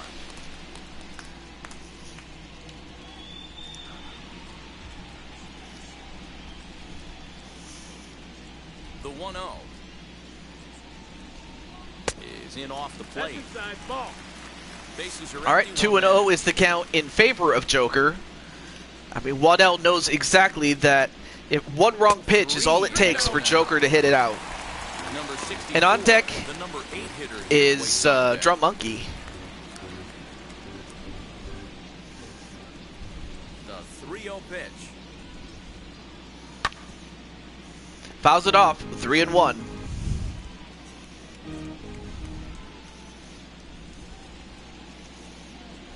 Inside with the fastball. And instead, Joker just gets a walk. Man, the pitcher's wondering how he didn't get that call. Busted him inside on a 3-1 count, and the ump thought it was just a tad off the plate. Tough to get the benefit of the doubt from the umpire when you fall behind in a count like that, though. All right, so now Drum Monkey, let's see if he can get a hit. I mean, he's 0 for 2 so far.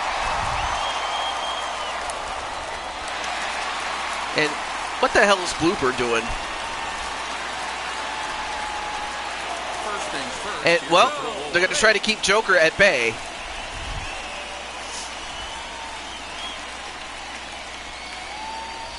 From the stretch. Runner goes for second. Swinging a hard liner to And a hit and run, but unfortunately, he hits it right to the center fielder, and Joker will have to go back to first. 2 down.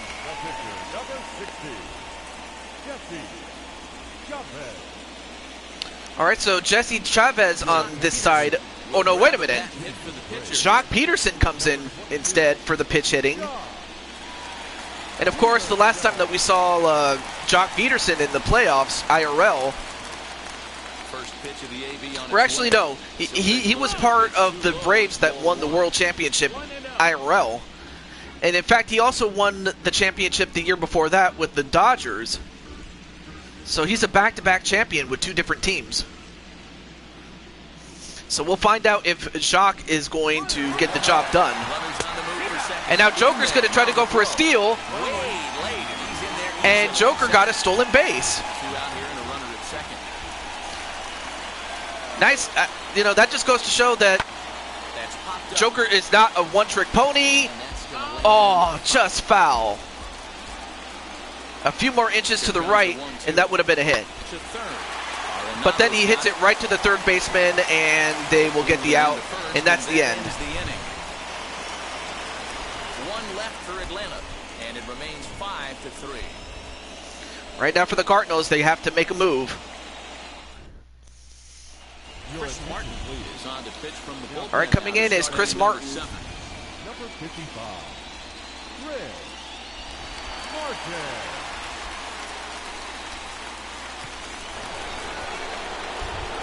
Seventh inning ready to roll. And next will be the first-year shortstop, Rocky. And of course, we have Rockhawk, who he already has a walk, and he has a home run. And again, this is a guy that can hurt you. At least my fielding is on par. Yeah, that is true. But Martin knows full well, again, this is not the guy you want to mess with. I mean, sure, you may be ahead, but you just got to be careful. But he does get the low outside corner. 1-1.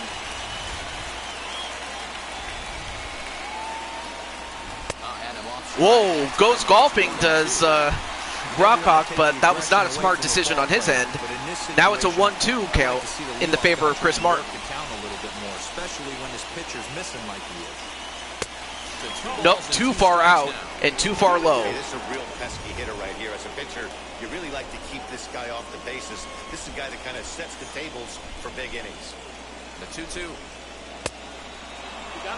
Another outside pitch there. Not going to swing at that one. Now a full count. Giving out free passes this late.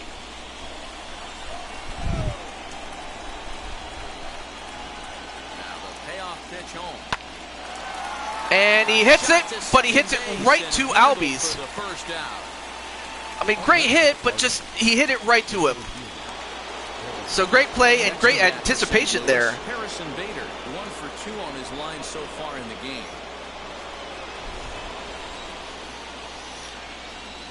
And Bader with 1 for 2 thus far. Delivery to him. And he starts the number 8 hitter with a strike, 0-1. That's the exact spot to lean on as a reliever. As a hitter, you just have to tip your cap and look for the next one.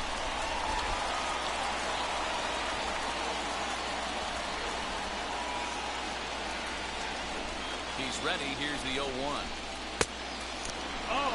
Bit of a low pitch there with that sinker. 1-1. But I have to think if you're Atlanta, the biggest threat is gone. At least for the time being. Believe it at the plate. It's 1-2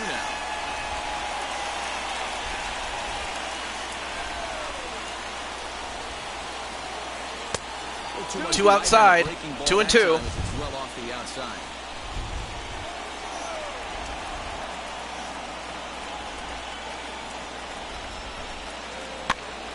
And well, fouled away, but still 2-2.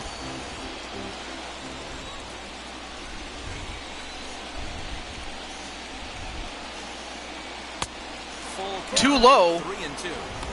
3-2 counts are usually a time to challenge the hitter, but I think he'll be careful here. Shoot for the corner, and if you miss and you walk him, so what? That's better than him putting one in the seats.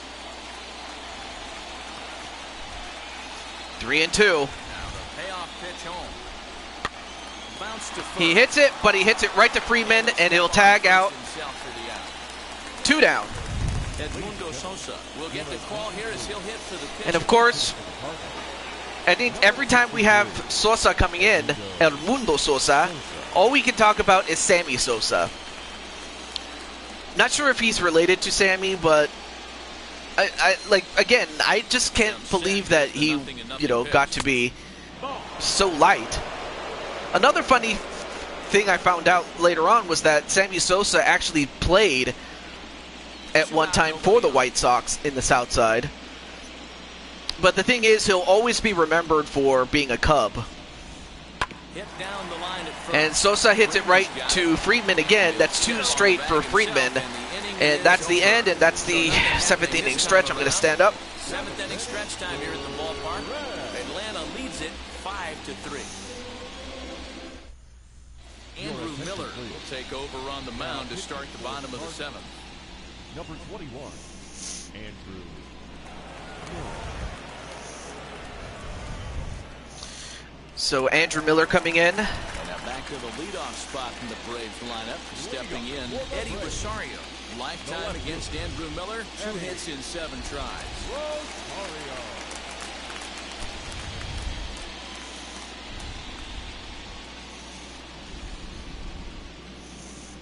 Now here's the first offering. Outside target here, and he hits it for strike one. Yeah, that looked like an auto take right there, just trying to measure up this pitcher's stuff.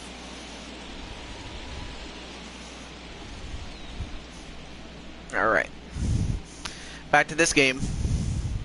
0-1 count. Here's the pitch. Swing and a miss. On the slider, he's quickly behind 0-2.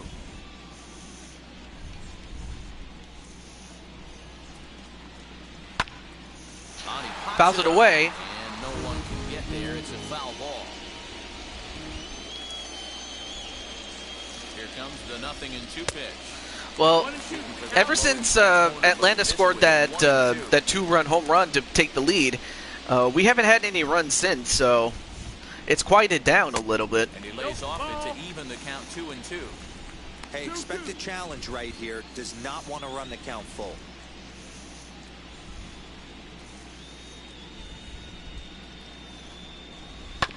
Hit on the ground down the first base. He hits it, but it goes foul, so it'll still remain 2-2.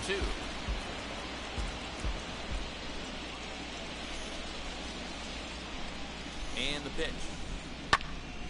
Popped up. Fouls it off again. It's a foul ball.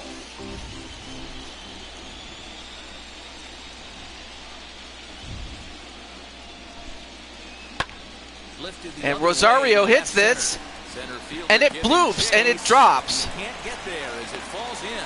I mean, that was just a great hit to hit it where no one was. So a great hit there by Rosario. Yeah, you have to be. It reminds me of Will Clark back in the day taking that ball the other way. You have to be able to play with the whole field to have success in the big leagues today.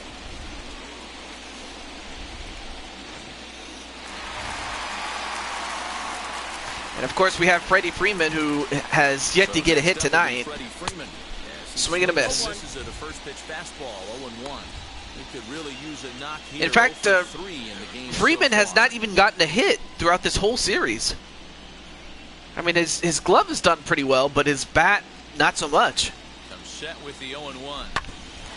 Although he hits it right to Rock, he tags the base, and he gets the out. Double play. Great play there by Rockhawk.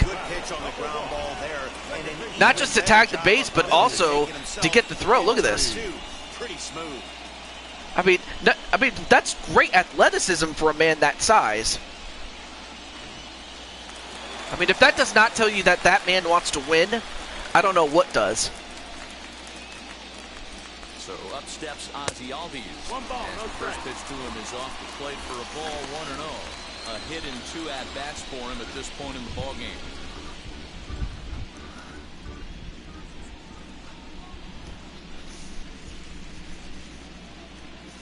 1-0 count. Here it is.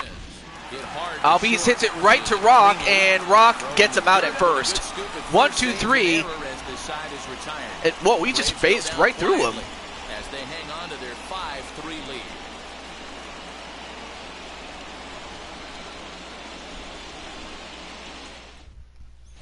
Luke Jackson has been summoned from the bullpen as he'll do so to start the 8th. Number 77, Luke Jackson. And Luke Jackson, no relation to Nick and Matt Jackson, the Young Bucks.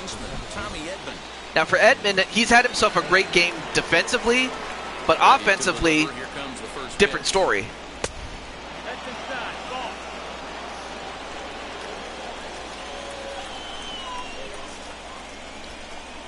Now the 1-0. Runs a bit inside for a ball. All right, 2-0 is the count in the favor of Edman. And Edman hits this one. This could be gone. No, it's off the wall.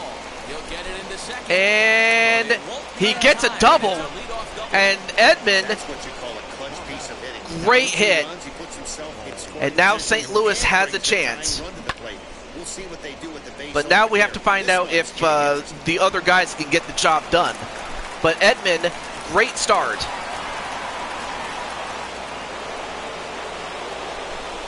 And it starts with this man, Paul Goldschmidt. And that brings up Paul Goldschmidt. And, oh, good hit, but foul. This gets foul. It's 0-1. Got somewhat of a lucky break, because had that been called fair, that probably would have resulted in a non-gain, really. Well, swing and a miss. And a wild pitch allows Edman to get to third base, and now a solid base hit single. To be sure you can make it. He was there, and now he's only 90 feet away. I mean, Joker did everything he could to get the runner out at third, but not enough. So now Goldschmidt is going to protect.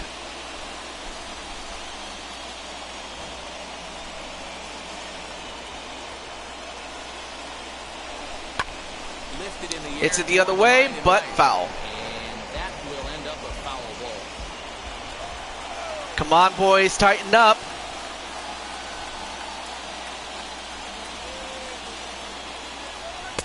Oh, went fishing, and that was not a good decision there. Got bailed out by that bad swing. So Jackson gets himself a strikeout. Yeah, Matt, there's been a real change in philosophy as far as hitting in baseball today. A lot of guys think now that... And now you have Tyler O'Neill, another guy that hasn't gotten the job done. At an alarming rate in baseball right now. So take a look at a slider here that misses for ball one. He's hitless in 3 at-bats to this point.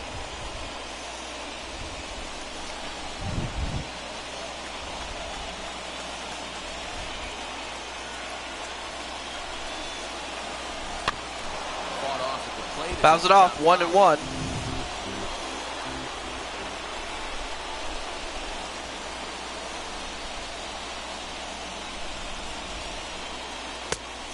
Too low, 2-1.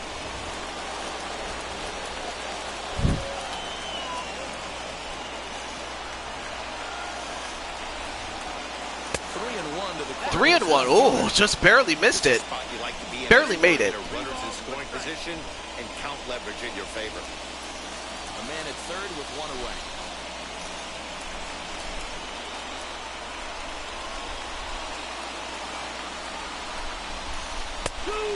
Oh, got him. Inside the zone. This is going to be an interesting On the lower inside corner. Now it's a full count. See what kind of sequence he uses. Now O'Neill will have to protect. Open to send him packing. Pitch on its way. Too low. And O'Neill gets a free bag. Now you have runners in the corners. First and third. Although that does open up for a double play. Here's Nolan Arenado, and they're runners at the corners now.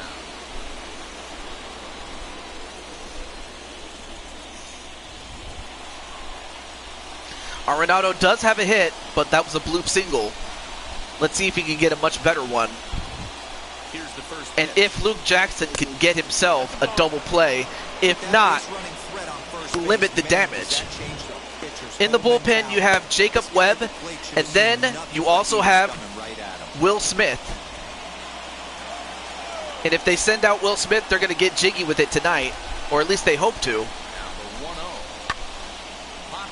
Fouls it off. Fouls it off. Probably a little bit too low, but Arenado.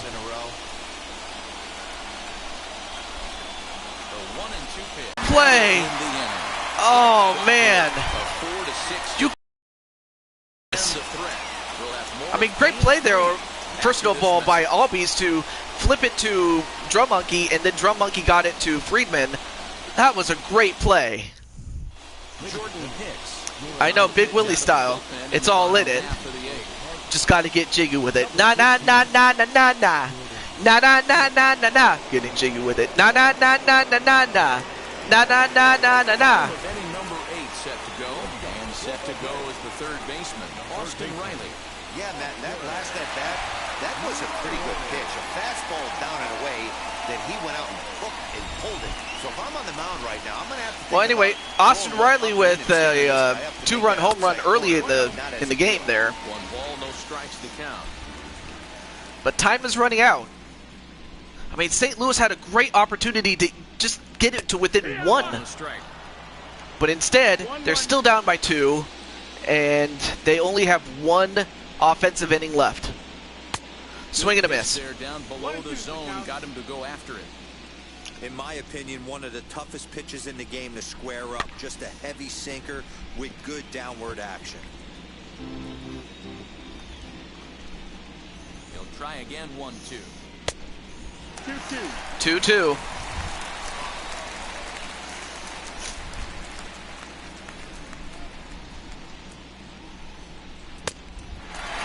Three and 2. Walter Johnson waits on deck.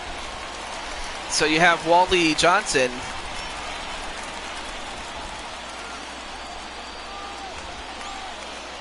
Now the 3-2 pitch. And this is taken here. And Riley gets a free walk. Is on base to kick off the home 8th. Well, when you go with the slider there in a full count, you're hoping that the hitter is thinking So a free walk to fastball. Riley, and now Wally, Out that way, though, who has he 1 lays hit, off and gets the free and that was a pass. double. Next to dig in, Walter Johnson grounded out in his last at-bat. Yeah, Matty, expect this pitcher to try and get the same result as his last at bat right here. The double play is in order. Anything on the ground, the way this defense is, they could certainly roll too. And He Wally, turns this one around high and deep big to center hit. field. Oh, they got it. Warning track as he hauls it in He for gave it a line ride, but out not far number enough. 1. 1 down. But then you have Duval with the 2-run homer of his own. More here.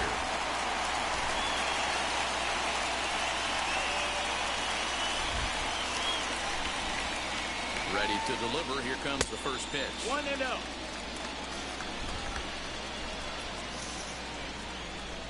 The 1-0.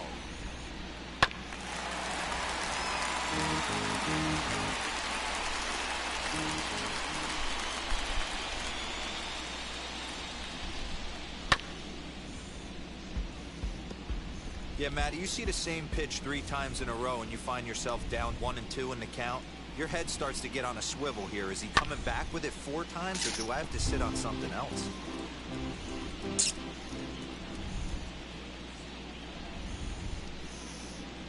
Working for the punch out and the offering. Well, And he struck him out. he went Second golfing time and down. he He's lost. set down on strike. 2 down. Well, that's just a quality pitch right there. The location was excellent because if it's put in play, there's a good chance it's on the ground for a double play. And, hey, a strikeout always works, too.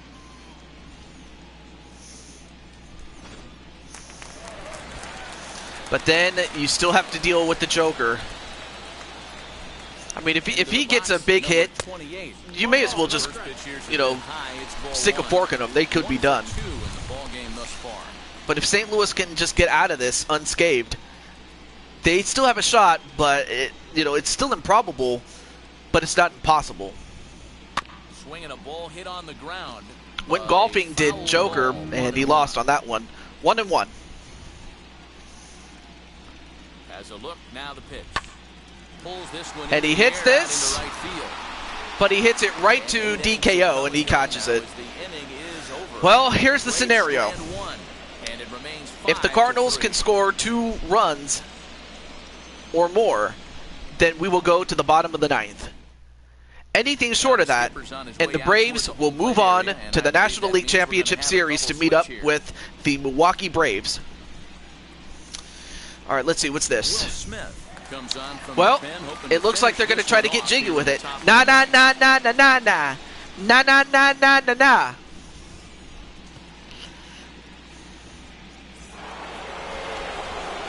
Set to start the 9th in this one. And here now is the catcher, Yadier Molina.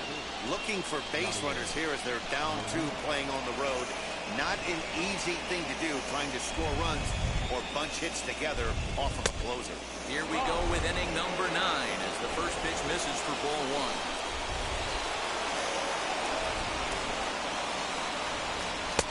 And he just misses inside with the fastball there.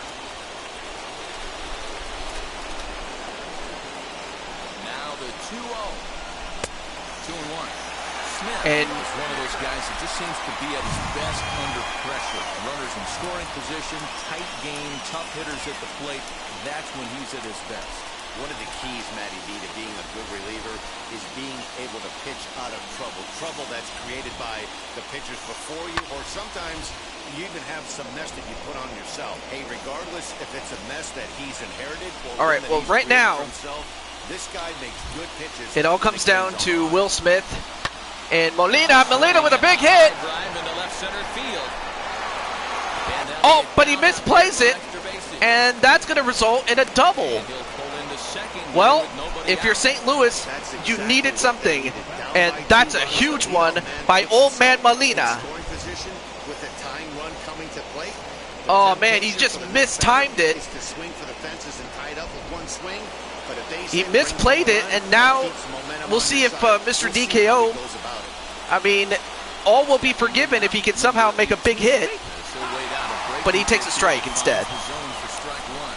He could really use a knock here. 0 for 3 in the game so far.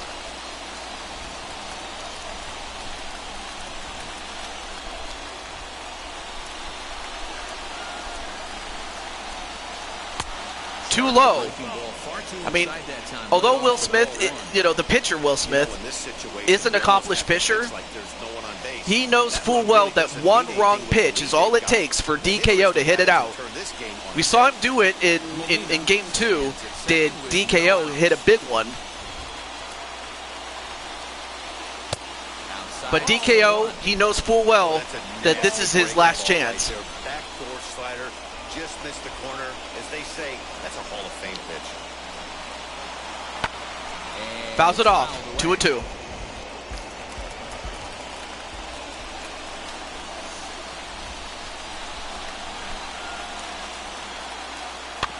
Just Fouls out it in front off. of that. Wow. Still 2-2.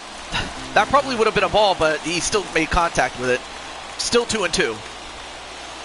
Ready with another 2-strike offering. Down the And he hits it baseline. right to the third baseman. That'll keep Molina in check. 1 down.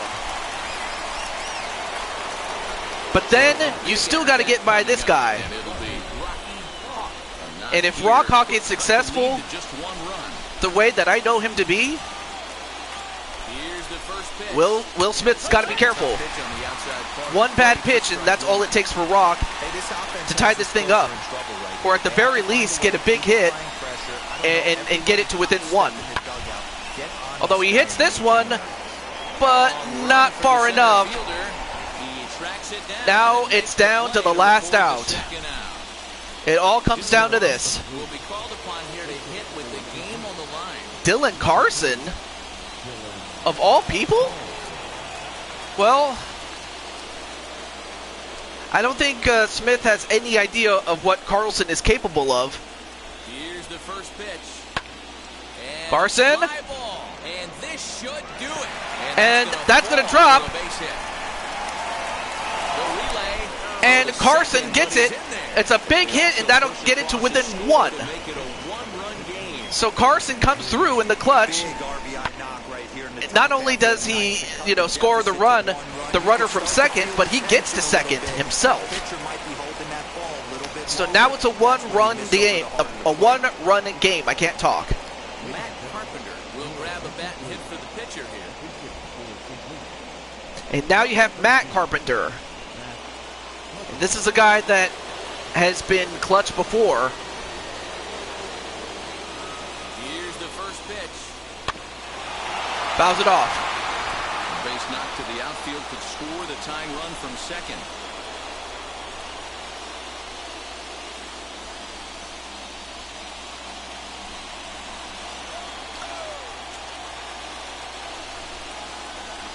Trying to hold the lead. Here's the delivery. Too low. His career line against Will Smith.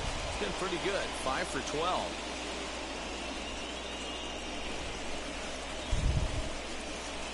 One-run game here in the top of the ninth. Will Smith up to 16 pitches. Good pitch. Swing and a miss, and now they're down to their last strike. They're down to perhaps their final strike of the evening. Yeah, guys, It he's all got comes so down much to this. respect for this guy's fastball. You could tell he was out in front on that slider. I think he goes to the well one Too more high. time. 2 balls and 2 strikes now.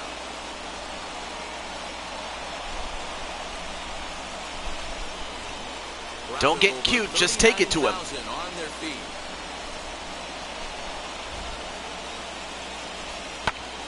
Fouls it off, but still alive. Runner in scoring position at second with 2 down. Cardinals down to their final strike here.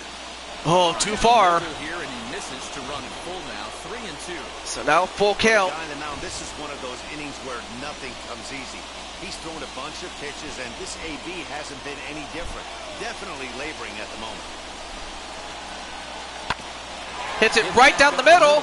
Albies picks it up. And Albies got him. 2 to go for the Braves. They're off to the National League Championship And the Braves have Series. done it. And they are going to the National League Championship Series. And the Braves are going to get jiggy with it. Nah, nah, nah, nah, nah, nah, nah. Nah, nah, nah, nah, nah, nah.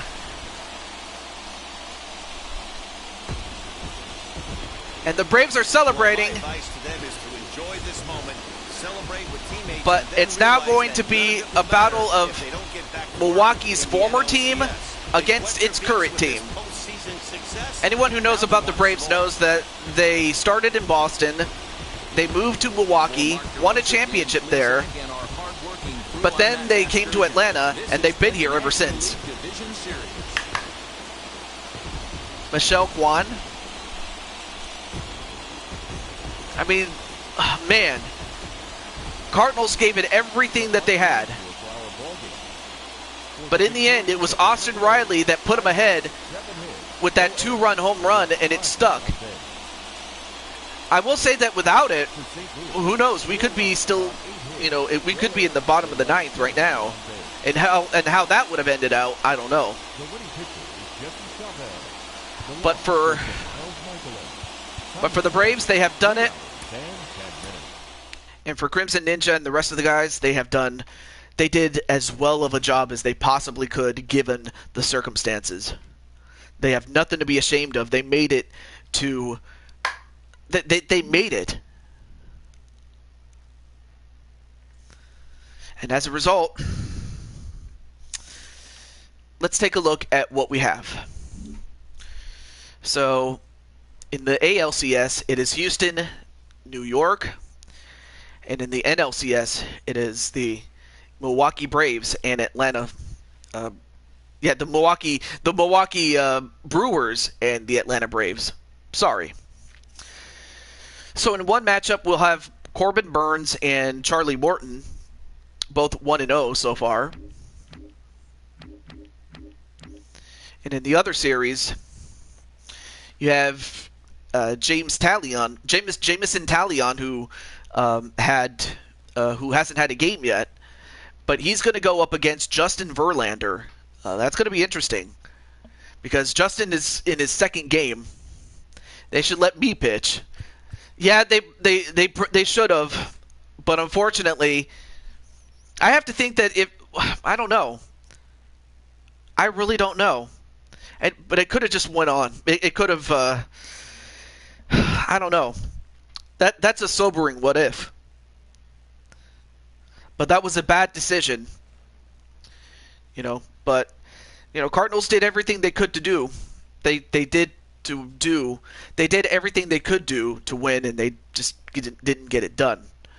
But instead, it's going to be Crushing Kelly taking on Drum Monkey with their opposite teams, and on the other side, you have myself and Clinton going head to head in our series. So we'll find out which one of these two teams will make it to the World Series. And with all that said, this is the Blue Toad to Jew 22 signing off. Say goodbye, and I will see you next time. Now, I'm hoping that tomorrow I'll be doing another late stream, but I'll be doing a late stream of Mario Party Superstars, so it won't be anything that most people will expect. But now, as for Sunday, that one is still up in the air, given the fact that I don't know if I'll have any visitors coming in. I mean, that's what happened last time. But with all that said, That's going to do it, and I'm going to rest my voice up. Until then, we'll see Crushing Kelly and Drum Monkey in one series. And also, before I forget, because I want to make sure that I do this. Before I forget, so I understand that Crimson wants to either be a starting pitcher or a shortstop. And I also understand that, where is he? James Gamer wants to be a fielder or someone who at least gets to hit the ball.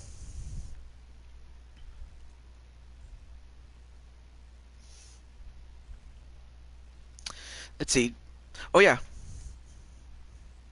Shortstop, infielder. Because, James is very athletic. Or actually, outfielder, because he can cover a lot of ground. There we go. And then I understand that... who else was... I was trying to remember what positions that some people wanted to play, or make the change to, rather. Well, I got most of the changes, so I'm happy to say that. Okay. So now that we got that, take care, and I will see you guys tomorrow. If not, I hope to see you guys on Sunday. But I'm just hoping that I don't have anybody make any sudden plans that I'm not aware of. And that's why I'm not committing until I know for sure. So for those of you that are following me on Discord, you'll know. But if not, if you like what you see, hit the subscribe button, hit the notification bell so that when I go live, you'll know. But until then, peace, good vibes, stay safe, God bless, take care. Have a good one.